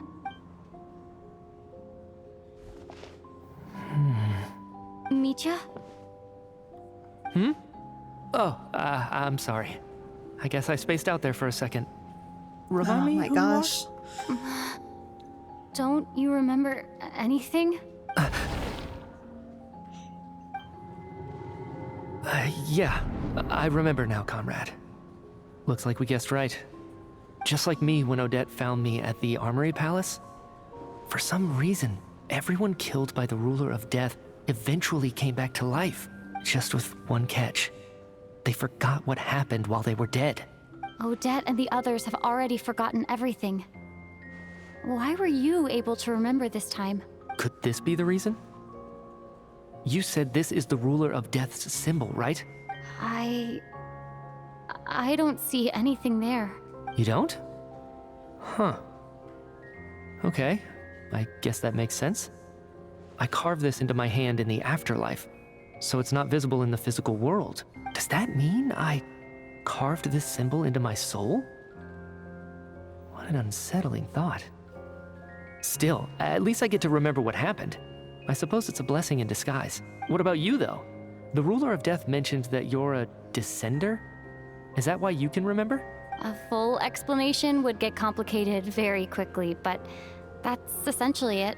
Well then, now that it's all over, let's figure out what we've learned. The first thing I notice is that everything here is precisely as we left it, right before our deaths. This confirms that time passes differently in the afterlife than in the real world. They say that right before death, time slows down and your whole life flashes before your eyes. That must be how you know you have one foot in the afterlife by that point. Anyway, clearly the few days we spent in the afterlife probably only amounted to a few short minutes in the real world. This also aligns with previous reports of widespread temporary memory loss among the Armory Palace personnel. Now it seems likely that those were all brief deaths caused by the Grim Reaper's so-called curse of death. To those unaware of the truth, dying and coming back to life must feel similar to a short bout of catatonia. This leaves me with a couple big questions. What are the conditions that trigger this so-called curse of death? And why are we resurrected after we die? If nothing else, I think it shows that killing us wasn't her ultimate goal. We still don't know her true reasons for subjecting us to death. Right. this time only got complicated because of the situation with the theater's ley lines. That's why she had to approach it differently. If the previous incidents of amnesia among the researchers are anything to go by, killing us is usually a pretty routine matter.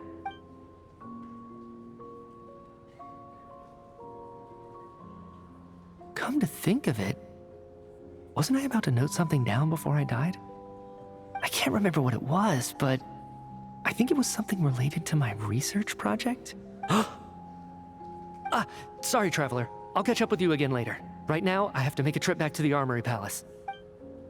Ma'am, if I may, no one of your description has ever shown up in my investigations into Mr. Mitia's friends. Yet, you two seem very familiar with each other. Could you perhaps tell me where he was in such a rush to get to? This is gonna shock you. By the way, have we ever crossed paths? Forgive the presumptuousness, but I feel a vague and indescribable sense of familiarity about you. I can explain everything. Could you help me gather everyone in the theater in one place? I wonder if, like, the Tsaritsa bargained with her, kind of like Capitano did, and that's what the Curse of Death is all about. But what would she stand to benefit from that?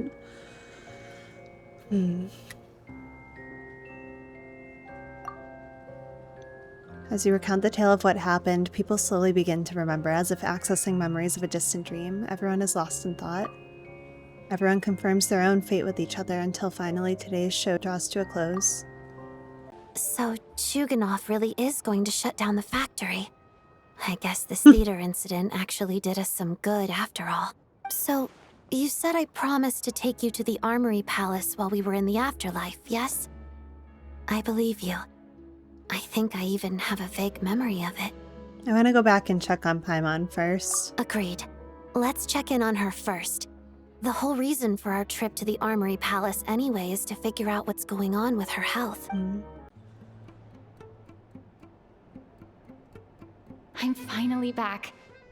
Even though a long time has passed from my perspective, as far as Paimon's concerned, I probably just went out to watch a very short show. I should keep my emotions in check when I see Paimon again, or it'll seem weird. No. Wait. The atmosphere here feels off. What do you mean? Shh. Stay quiet. Let's go inside and take a look.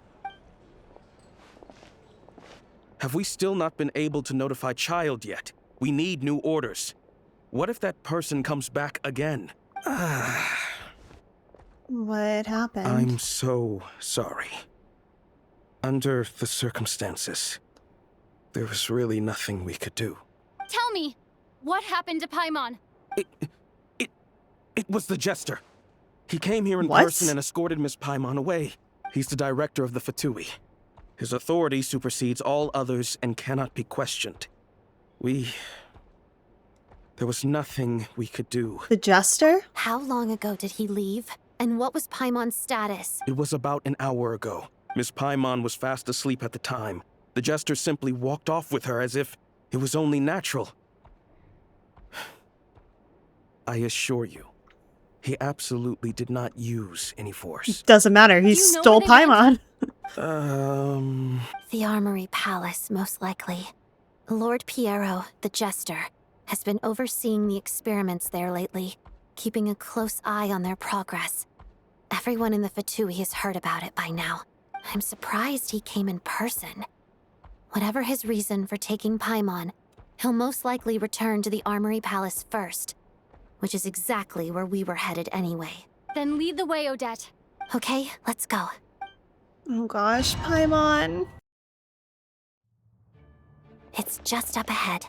Quick, let's get inside. No, I'll go alone. You know I'm planning to force my way in. You're with the Fatui, so you should stay outside. I was hardly planning on taking you through the official channels anyway. I'm here to force my way in, just like you.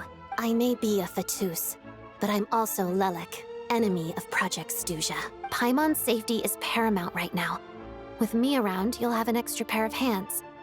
There might be devices inside that are easier for an insider to deal with. If you say so. Let's go. There's no time to hesitate. I like her now. I liked her before, but especially now. Hey, who are you? This part of the Armory Palace is under restricted access. What do you think you're doing? No questions, please. We're short on time.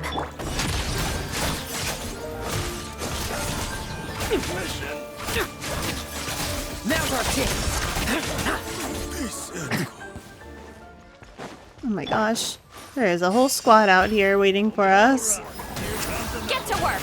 Enhanced Animo Module 70, your toast! Leave none standing.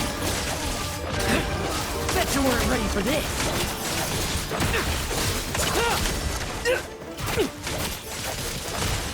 Now's our chance. Here's a come. Show no mercy! Animo Tech 6308! Stay clear! Animo Tech 6308! Swirl, Mark 2! At the frying pan! Trim. I won't judge. Bet you weren't ready for this. Now's our chance. Bet you weren't ready for this.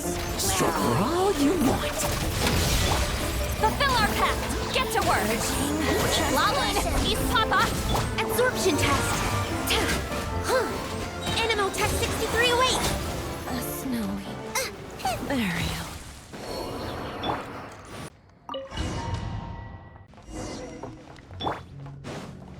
Show no mercy! You have a pass? Where are you coming from? So, you're intruders, huh? Don't blame me for what happens next!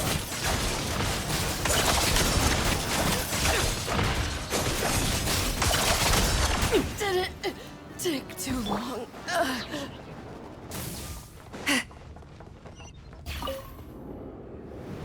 The Armory Palace is hidden this deep in? This place is much bigger than I imagined. They're conducting top-secret research, after all. The deeper it's hidden, the better, is standard Fatui logic. The style doesn't really look like the Fatui's handiwork, though. They must have requisitioned some structures from a past civilization. It also... Intruders! Stay alert! Animo Tech 6308! Swirl, Mark 2! Nice and spicy! Leave none standing.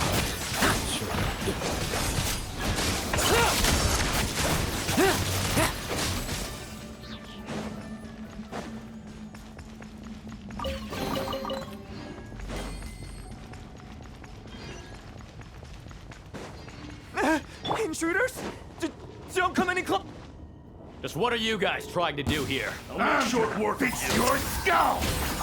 Stay clear! Animo Tech 6308! Enhanced Animo Module...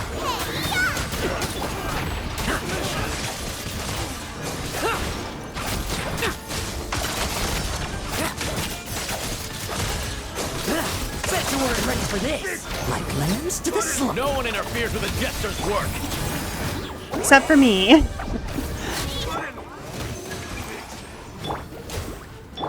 Let's fight. Pretty sharp.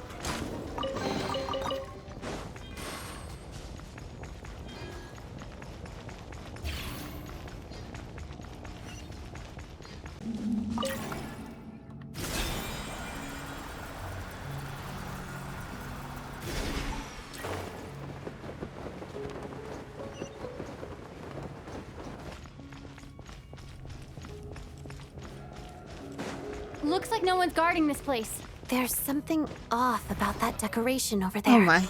Look out! Let's deal with these before we move on. What?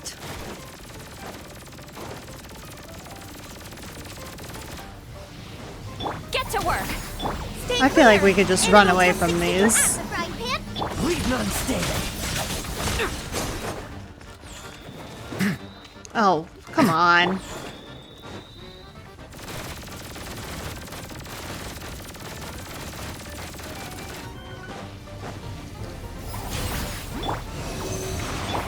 Get them! Let's fight.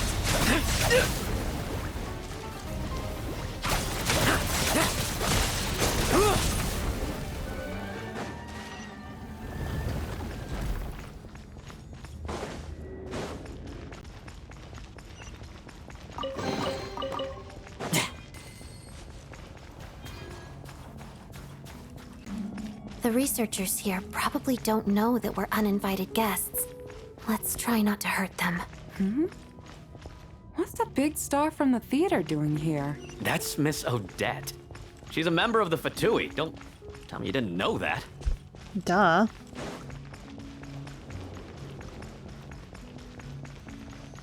Was the whole reason for Project Stuja to support the research here at the Armory Palace? Just what are the Fatui and the Tsaritsa planning?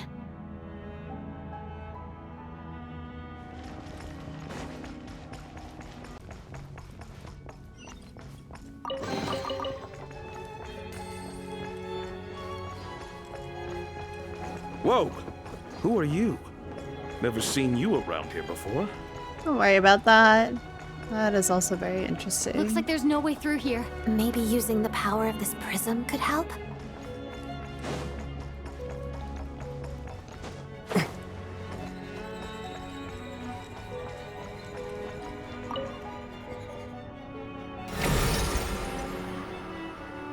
I think I see some images. It's the prism's power at play, causing images of the past to reappear, albeit only as illusions. Paimon and the Jester? Is this another scene from the past? Yes. It looks quite old, though. I don't think it happened in the recent past. What? What's going on here? What happened? The source seems to be the Armory Palace. They must have started some large-scale experiment. Wait, what if this has something to do with Paimon? We need to hurry!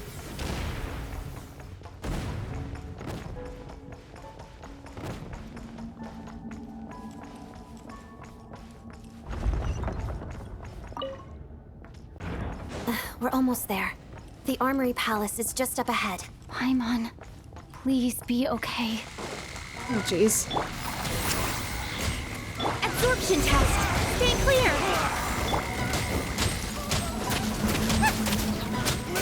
Eat this! Trim! I won't take it. Bet you weren't ready for this. Oh! This isn't over yet. Oh no! Can I please revive him? You two! Time to end animal hypostasis emulation! Animal testing... race you! Fulfill our pact! Absorption test! I'm running away from this last enemy. I need to heal and revive.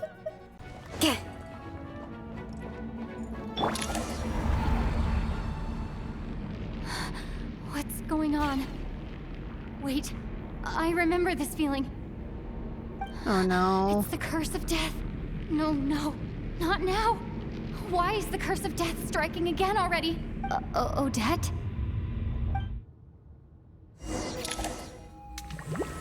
Oh, come on! We need to go save Paimon! Is this the afterlife again? I need to find a way back to reality. Is that Odette's core Ignis? Could that be what just woke me up?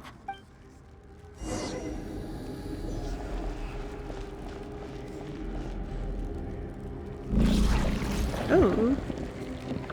Hi. Hey. About last time. I'm so sorry about that. Okay, that's cool. Don't worry, I didn't need that staircase.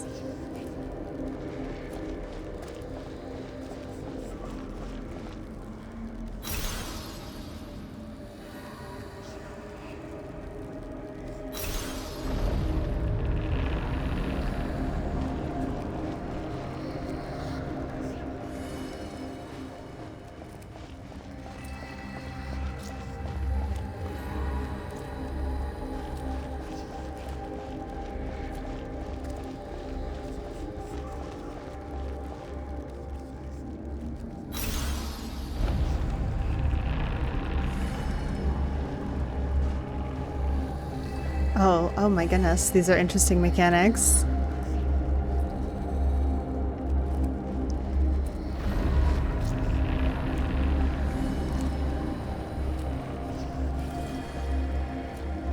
Come on, Traveler, run faster. I know you can run faster than this.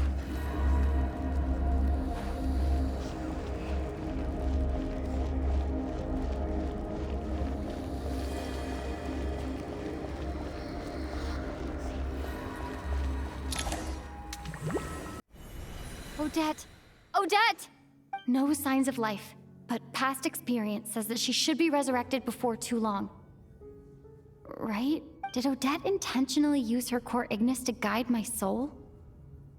I feel like something similar happened in a dream I had before. Thank you, Odette. If not for you, my soul wouldn't have found its way back to my body so quickly, and I might not have woken up so soon, but I'm sorry. I don't have time to protect you.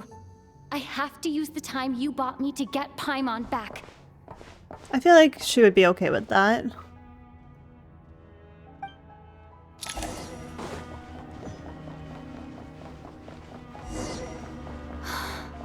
Sure enough, everyone here has been affected by the curse of death. Paimon! Paimon! No, wait. Paimon probably didn't escape Renova's curse either. She won't be able to respond to me right now. I'll have to find her myself. Mitya! Is this the laboratory he works in? What happened here to trigger the curse of death again so soon? I'll have to ask him when he wakes up. Finding Paimon has to take priority now. I found her! Paimon really is here!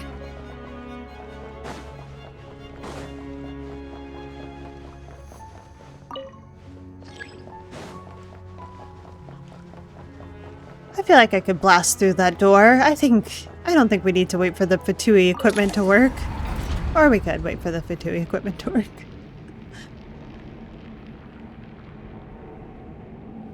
Oh, come on. At a time like this, really?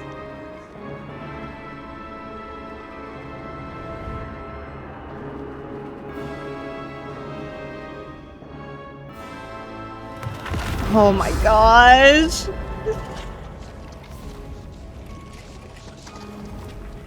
I feel like I must have really messed up to get her here.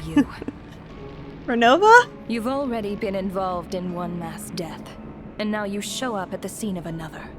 This might have passed for a coincidence the first time, but a second time? Am I to assume you are intentionally interfering in Snezhnaya's affairs? I just want my Paimon back.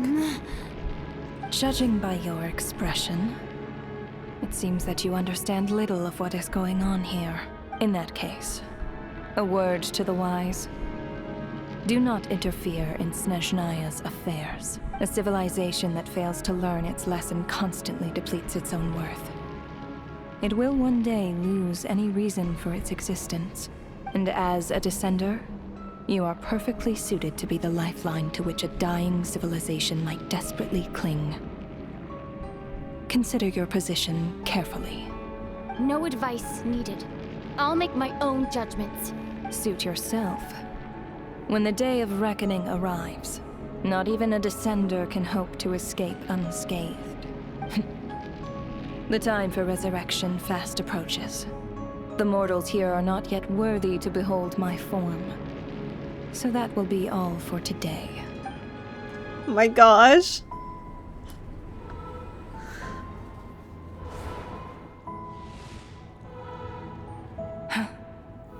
That thing is coming with me. Oh, no, it's not.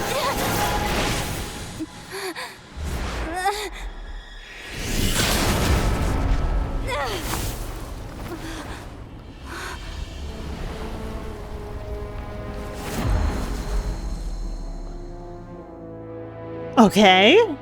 You awoke sooner than I thought.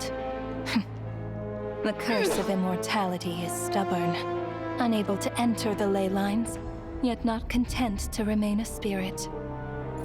Ruler of death, what do you want? You perplex me. Both you and you.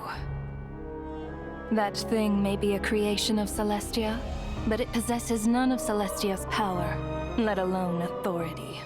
Your obsession with it baffles me. No matter. The resurrection will soon begin. It's worthless anyway. I'll reclaim it next time.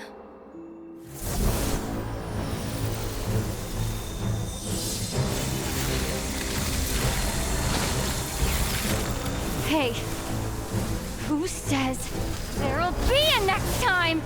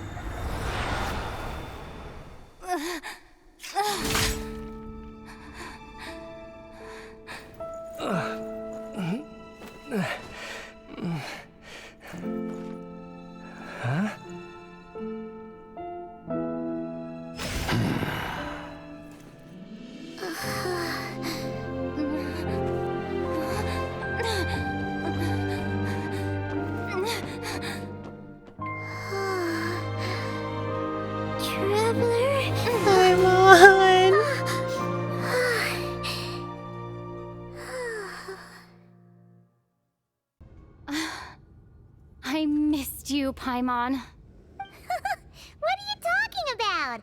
We haven't even been apart for that long, have we? It was different this time.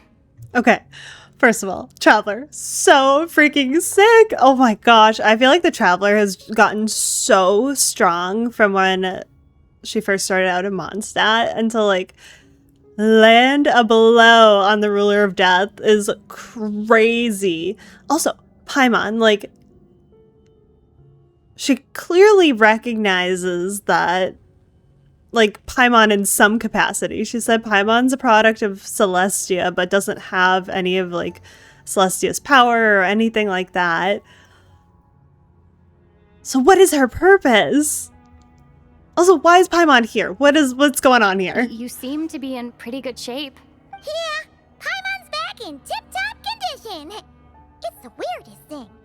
Paimon fell asleep earlier, and when she woke up, she found herself here. The jester and that guy talking to him used some kind of energy on Paimon. And she could kind of feel it canceling out that other thing that was making her feel unwell. So, Mitya helped too? Apologies for leaving in such a hurry at the theater earlier. I was in a rush to verify some theories. Rest assured that your companion is perfectly safe. Aww. We reversed the effects that the experimental energy had on her. The jester specifically instructed me to do so. I suppose this is our first official meeting, Traveler. I could not let Paimon suffer in her condition for a moment longer, and so I simply took her without explanation. I hope you do not mind. I mean, I mind a little bit, but I also did beat up a few people on the way. But why would a big shot like you care about what happens to Paimon? As I said when you first arrived in Snezhnaya, we once spent some time together in the distant past. This is very weird. Oh yeah, you did mention that. And Paimon did think you seemed strangely familiar the first time we met. I'm afraid the reminiscing will have to wait. Mitya, let us continue with the report. What conclusions, if any, did you reach from conducting the final experiment of our energy research ahead of schedule? The good news is, my hypothesis regarding the Ruler of Death has been verified. As for the bad news, I recommend we suspend the experiments and Project Mistleton until further notice. Currently, we have no means with which to make a breakthrough. I say this purely as a scientist, guided by reason alone. I will trust your judgment.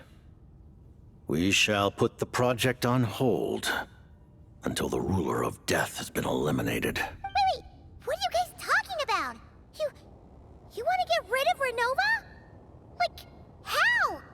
By killing her? By whatever means necessary, so long as it removes the threat she poses to us. Until then, everything we do will be in vain. After what just happened, I've ascertained Renova's goal. Or rather, the trigger condition for the Curse of Death. Okay, let's hear it. What she's doing is blocking Snezhnaya's technological progress, preventing us from possessing any means with which to threaten the heavenly principles. We couldn't have another Conria now, could we? Just like the little lapdog she is. So, any ideas, research, or experiments that lead to technological progress can trigger the curse. Just now, for instance, I was set to launch a final phase energy experiment ahead of schedule. If the experiment was successful, we could have achieved a crucial breakthrough. So him having the idea in the theater is probably what triggered it there. As expected, though, the moment the experiment began, all the researchers, technicians, and witnesses died from the curse. All that effort, not to mention the energy and materials we relied on Project Snezhnaya to gather for us, went to waste. In the end, nothing was gained. Does that mean something similar happened when we were at the theater? That's right. During the performance, I thought of an important breakthrough regarding the experiment, and wound up dragging everyone into this. So the nature of the curse seems to be something like, when moments of technological progress occur, all life in the vicinity is taken away. What a violent method. Yeah, Of course, seriously. that meant the curse was normally limited to the Armory Palace. Since outsiders are forbidden from entering, this mass death phenomenon went unnoticed until Odette came along. I believe she was the first witness. The Curse of Death was triggered just before she infiltrated the Armory Palace that day. But you mentioned something about a final stage experiment. Doesn't that mean you've actually made some progress? That's right. Even with the gods locking certain key components out of reach, humanity can still advance technology in incremental steps accumulated over time. But, as I'm sure Renova anticipated, even incremental progress has its limits. A point where the truth you're seeking must be put to the test in an experiment. You mean the experiment you were just about to do?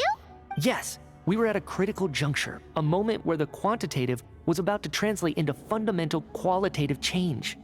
With this single experiment, we could have brought everything we've worked for to fruition. But now, after already being forced to fumble around in the dark all this time, it feels like we've truly hit an impenetrable wall. As long as Renova's Curse of Death persists, we won't be able to advance the experiment or obtain any results. And with Project Snezhnaya having been in effect all this time, at our nation's current strength, repeated trial and error is simply unsustainable. Only by eliminating Renova first will it be possible to continue advancing our plans. But she's the ruler of death!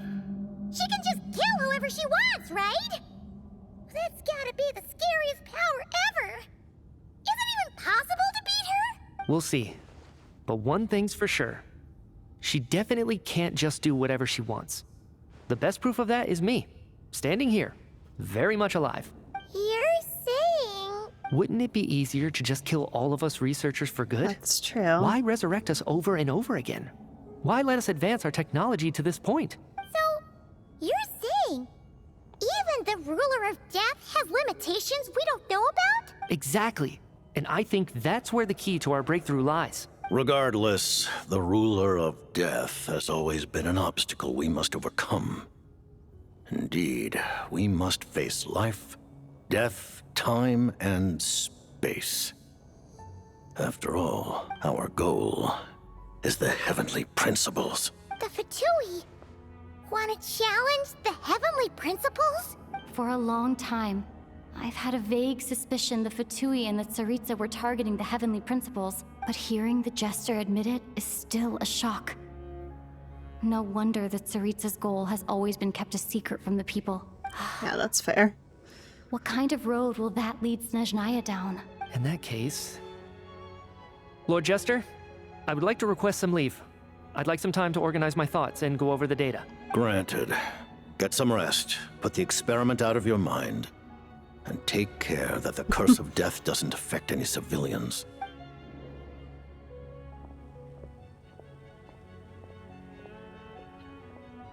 While there is yet time, allow me to offer you my hospitality, honored guest of Snezhnaya. Is there anything you wish to know? I mean, so many things, but I'm sure we only have so many choices. Yeah, exactly. I remember hearing the term Mistleton from Columbina. Yeah, Paimon wanted to ask about that when the name came up just now. What is it? Paimon's heard of Project Stuzha, but not this one. As you know, Project Stuzha is a series of measures enacted to consolidate our nation's resources, the greater purpose of which is to serve Project Mistleton. Many of the things you have encountered thus far are essentially for the advancement of that project. This includes the Kuvaki Experimental Design Bureau in Nocturne. Researching Kuvaki was merely a facade. Its core objective was to use local resources and research findings to build Mistleton itself. And that's a weapon built for the final battle against the Heavenly Principles, isn't it? Huh? How did you know that? I was given some intel, and I made some deductions. Wait. You must mean that thing over there. Oh, Paimon's gotta take a closer look at this thing. Especially after you guys sent so many people to Nocturne to work on it. Kuvaki alone will not break through Celestia's defenses, let alone challenge the Heavenly Principles. The Heavenly Principles are no doubt accustomed to combating the power of the Light Realm, and elemental energy is simply the power of the human realm, converted to that form by the Heavenly Principles themselves. Any attempt to use this power against its creator would be a futile endeavor. For now, therefore, we have set our sights on the form of energy associated with the Third Descender and the Stellar Linchpins. This may hold the potential to allow Mistleton to contend with the Heavenly Principles. You could say that by reverse engineering the Stellar Linchpins to extract the energy within, we have obtained a source of anti-Celestia energy. I never imagined it was such a major project. The Kuvaki Experimental Design Bureau, Project Stuzha, and the new energy experiments. Huh. So, Project Mistleton is what ties it all together. And it looks like your plan is almost complete. No wonder the Ruler of Death came after you. Yeah. Her Majesty the Tsaritsa has embarked upon an expedition to vanquish a monster. Were it not for this, I imagine she would have been delighted to grant you an audience. Really? Seems like the powers that be in Snezhnaya don't intend to hold my past conflicts with the Fatui against me. That's the nice. Harbingers have been granted significant autonomy in retrieving the Gnosis. But by the same token, they do not completely represent Snezhnaya's official stance. You read my mind. Speaking of the Gnosis, Paimon's been dying to ask this question since forever. Why exactly does the Tsaritsa want to collect them? Is it something to do with the fight against the Heavenly Principles? The Gnosis will undoubtedly serve as a key bargaining chip when she confronts the Heavenly Principles.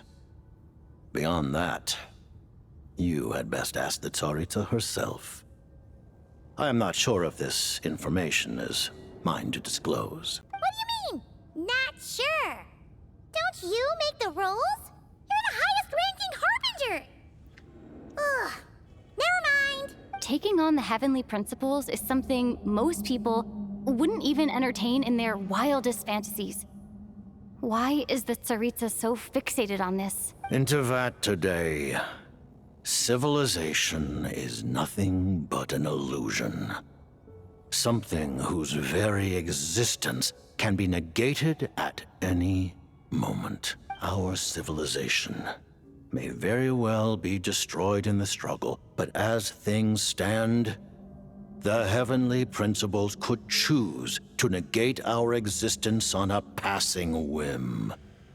And we must not sit back and accept that fate. Only by changing the state of affairs, only by overthrowing the Heavenly Principles, can our civilization truly be said to have taken root. Otherwise, the fate of the people of Conria and Hyperborea is a cycle doomed to repeat itself. Accepting potential destruction in return for getting to control your own fate. Furthermore,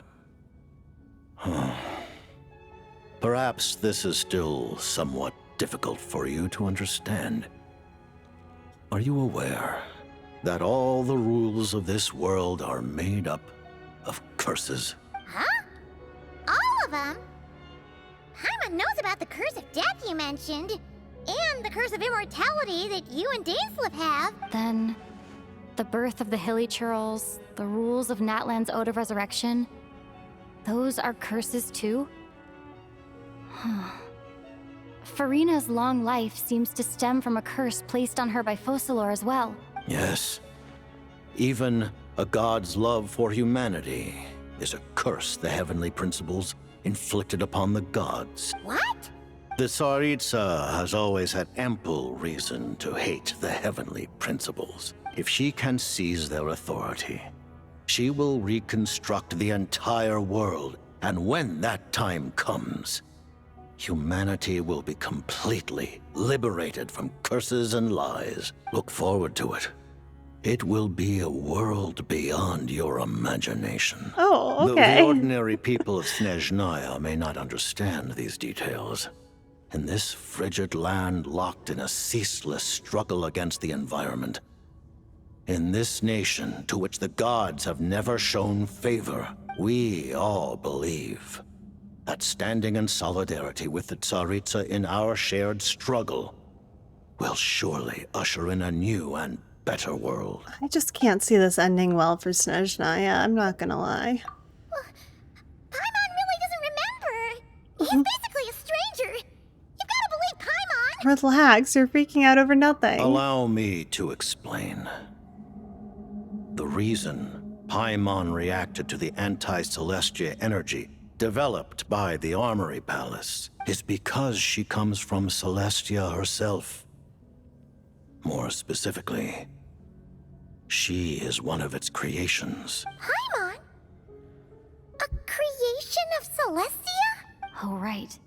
I was blinded by anger earlier, but thinking back on it, Renova also said that Paimon is a creation of Celestia, but she lacks Celestia's power or authority. As you know, the lunar fragments in Nodcry were pulled down from the sky using Fatui technology. But the first application of this technology was in Khaenri'ah, over 500 years ago. I used this technology upon the heavens, and the response I received was none other than Paimon, descending from Celestia. That's very cute. I presented her to the Vinster King, but he took no interest in this gift, nor did it satisfy him. Paimon then took up temporary residence in my palace until, of course, the arrival of the Cataclysm. Wait, Paimon's a little confused. You're talking about things that happened in Khaenri'ah 500 years ago. You're saying Paimon was there for that? That means Paimon's at least 500 years old. But Paimon doesn't remember any of that. Falling from the sky, being given away as a gift. None of it. Having lived through the Cataclysm, perhaps you too were burdened with some manner of curse. Although, losing your memories would indeed be the smallest price I've ever seen paid. But it's not just her memories from Khaenri'ah. Paimon doesn't even know how she spent the last 500 years. She only has memories from the past few years. No matter how hard she tries to remember, what was Paimon like back in Khaenri'ah? Did she know a whole lot because she came from Celestia? Was she super smart? Unfortunately, when you arrived in Khaenri'ah, your consciousness was like that of a newborn infant. Baby Paimon. None could say what kind of being you once were in Celestia. During the time you lived in Khaenri'ah, your personality was no different from how it is now. At least it sounds like you're able to fly under the radar. Aw, man! Paimon's plan to get her memories back and become super smart is ruined before it could even start. You know, even though Paimon lost her memories, she still feels weirdly close to you for some reason. That must mean you took pretty good care of Paimon back then, huh? On the contrary. Oh my gosh. I completely ignored your existence. I was entirely focused on my struggle against Thruptatyr the Wise. But now, as I see it, It is as if you are the only sane thing that survived that era of insanity. And thus, are worthy of protection. Noted. Man, Paimon's gotta stop projecting friendship on everyone she meets. But, Traveler? Even though you know Paimon's some creation of Celestia now, you still want her, right? You're not going to abandon her? You're still Paimon to me, Paimon. Oh, phew! That's a relief. Paimon's just learning about this, too. She's barely even processed it. Thank you for telling me so much. I'm a bit surprised, honestly. I didn't expect you to be quite so transparent with me. Given the circumstances, the Fatui need not hide anything from our allies. Allies? To advance Project Mistleton, we must first resolve our issue with the ruler of death. I guess we are on the same side. You have no intention of letting her actions go unpunished either, do you? That's right. Ever since she said she intends to reclaim Paimon when we next meet, I figured reconciliation was out of the question. Against an opponent of this caliber, deliberating over our allegiances would waste time we do not have. We must join forces unreservedly with whomever we can, if we are to stand anything like a fighting chance. You're going to challenge the ruler of death? Just for Paimon? But Paimon's only... No buts. Thank you. Oh, thank you. Oh, gee. Now Paimon doesn't even know what to say. Anyway, Paimon's super touched. The Tsaritsa will return in triumph in short order, and the Fatui shall hold internal discussions regarding the enemy. The time for us to meet again will come very soon. Got it. Thanks for your help with Paimon.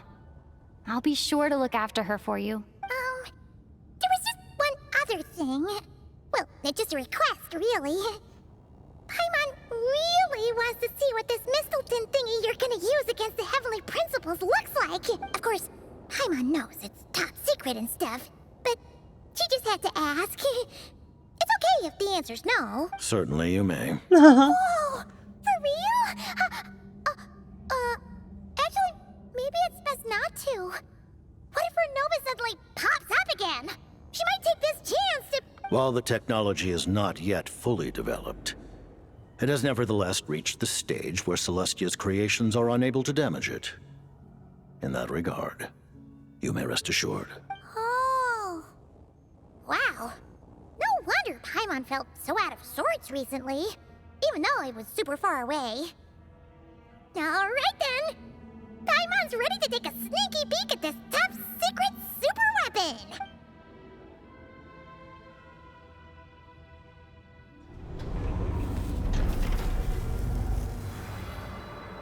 Oh my gosh.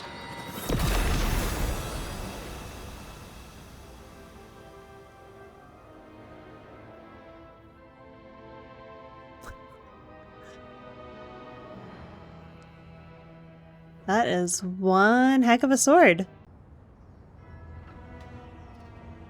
Huh? Oh, hey there, Odette! Paimon? You're okay. Thank goodness. You look well. Have you recovered? Long story short, yep, Paimon's all better. What are you doing here? Were you waiting for us? That's right. When I woke up, I wanted to go in after you, but the guards had woken up as well. It would have been tough to take them on alone, and there was no easy way to sneak past them. So I returned the way I came and waited for you here. It was thanks to you that my soul found its way back to my body so quickly. Thank you.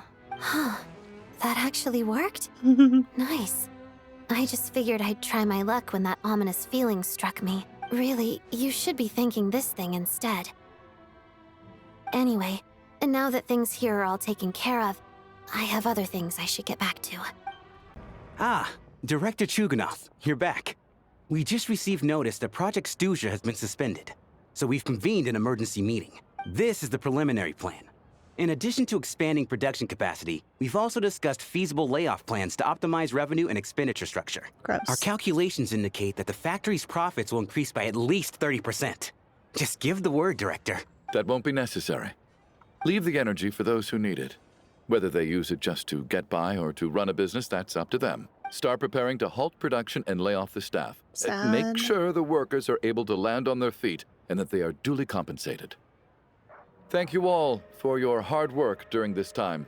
Am I hearing you right? I feel like this is good and bad. Probably After bad all the that tough he's times we laying made it off through, all of his staff. now is exactly but when we should start to turn a good profit. that the energy goes back to people. I just suddenly don't want to do this anymore. Huh. Does there have to be a reason? Iskra. It's time to rest. Dear esteemed members of the Rokot, given the effects of Lelik's radical actions upon our organization's reputation and social stability, a decision has been made to permanently withdraw this codename from use. Considering that Lelik did what they did for the benefit of the people, the Rokot has nevertheless negotiated with the authorities, ultimately securing a waiver for all penalties due to them. That's Lelik very will be nice. suspended for a period of time. Depending on their future performance, they may be allowed to adopt a new codename and continue acting as part of the Rokot. The purpose of this notice is to remind everyone once again that motives and methods are equally important when one operates in the shadows. Even with Project Stooge's suspension and our interim operational victory, we must guard against complacency and rashness and work to consolidate the progress we have made so far. We act only for the greater glory and solidarity of our nation.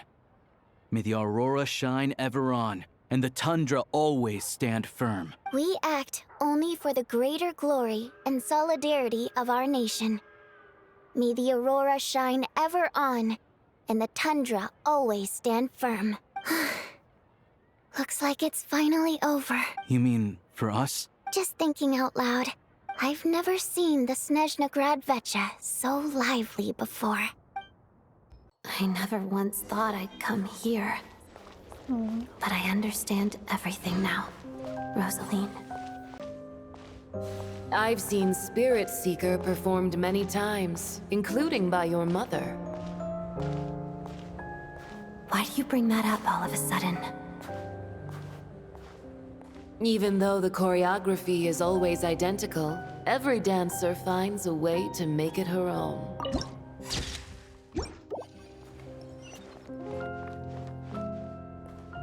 So you actually want to talk to me about ballet? I just think it would be a pity if the dance was lost to history. She didn't teach it to you, did she? That was an unusually subtle taunt for you.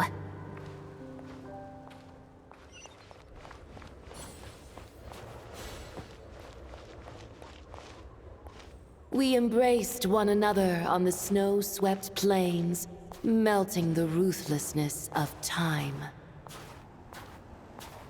But when our bodies, in pieces, are cast to the winds, what of our love will remain behind?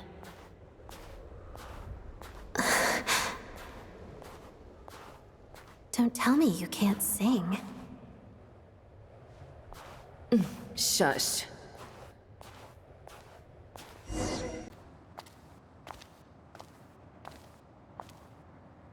I understand her hatred.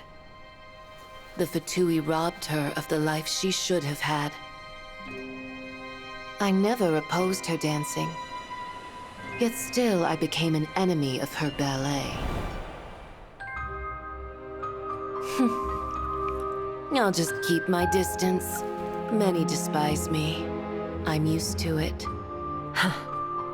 You're certainly not one to shy away from confrontation. But children, they need a different approach. I'm hardly the most maternal figure. Yet, she is a child. In my experience, while a father commands authority, he must still yield to love. You should tell her what you think about her dancing.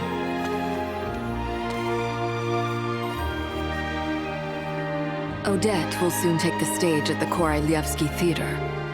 This could be your chance. Geonosis secured. It went smoothly. I'll be there. Have them send me an invitation.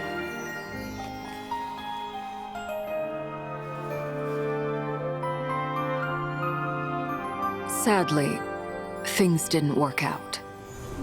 Her final words are inside that block of ice. This? Aren't these for monitoring her subordinates? Not yours. This one isn't her witch's flame, but my two worlds' flames. The two worlds' flames can burn away memories. It was my parting gift to Rosaline.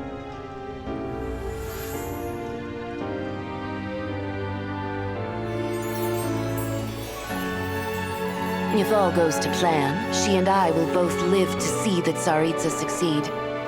I believe she'll find peace. But if anything happens to me, she needn't follow in my footsteps. The cryo energy will fade away in time. Then the two worlds' flames will burn away all memories of the Fatui. She'll be free to dance. She deserves this. I will handle the aftermath. That's so sweet. The choice is yours, child.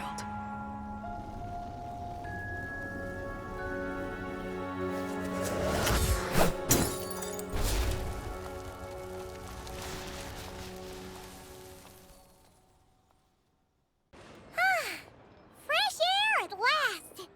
Paimon's head isn't spinning anymore, and the fever's all gone. Paimon's finally free to fly again!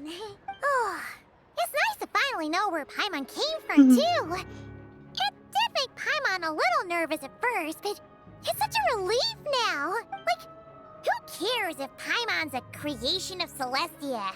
She's probably not anyone that important. Probably just the fairy of food and fun or something. And like you said, this doesn't have to change anything between us. You're not gonna just... Hey! Hurry up! Why are you walking so slowly? You've spent the last few days lying in bed and stuffing your face. I didn't think you'd be able to fly this fast. Says who? Paimon's as agile as ever. They don't call her White Floaty for nothing. Paimon originally wanted to check out the bookstores in Snezhnaya, but she's more in the mood for flying around right now, so let's save that for later. Wait, they've got light novels from Yai Publishing House here too. Huh? And this is Paimon's favorite mystery story from Fontaine! Wow! It got a sequel! The local Snezhnaya books look pretty interesting too, but also kinda heavy. Not the easiest things to look around. I thought you were in the mood for flying around. Paimon can read while she flies. Hey! Look at these two domes! Which do you like better? Oh gosh, how do I choose? Ah. Alright, boss, we'll take both. Paimon will have the other one. Oh, I thought we were only getting one. All right, fine, I'll pay. There you are. Thanks for visiting. Paimon will grab this and then... Oh. Huh? Huh? Huh? How many layers does this thing have? And what are you laughing at? Huh. You knew all along, didn't you? A whole bunch of people are gathered over by the plaza. Hey, look! That looks like Tartaglia! Hey, Tartaglia! Tonya? I know that voice. Of course. If it isn't Paimon and my old comrade. You're looking well, Paimon. All better? Yeah! The jester knew I was wrong and fixed Paimon right up! Thanks for sending someone to keep Paimon safe, too. Oh, yeah. About that. That was kind of embarrassing. Who could have known that our director would go looking for you in person? So sorry for the misunderstanding. Oh, right. Let me introduce you. This is my little sister, Tonya. Real Tonya. Hello, Tonya. Hello, hello. Firstly, I'm really sorry about my brother. Sounds like he's caused you no end of trouble. Hey now, why'd you have to start with that? Not that it isn't true, of course. So she's the real Tonya. she said you two didn't manage to meet up at the theater. She waited ages for me, and when I didn't show, she got a little worried and went outside. Wait, you mean you didn't even tell Tonya I would be going in your place? I know, right?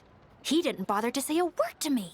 I searched up and down the city for him, and he only told me about it when I finally caught him at the gates of Glupov. I've been rushed off my feet lately, so I didn't get the chance to go home. I just figured the Traveler would fill you in when she got there. Well, the snow was bad, and you're never late. So I was really worried about you. How was I supposed to know that you'd stood me up? I'm sorry, Tonya. I really am. I'll make it up to you somehow. Just...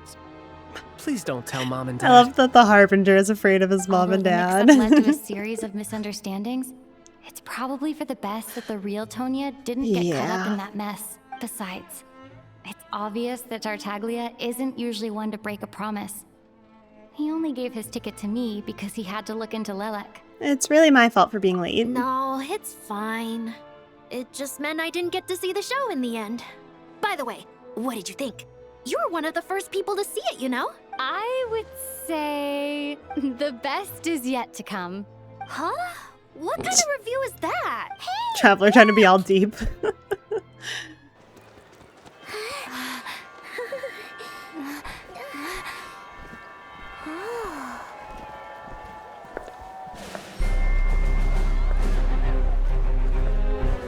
Oh my gosh.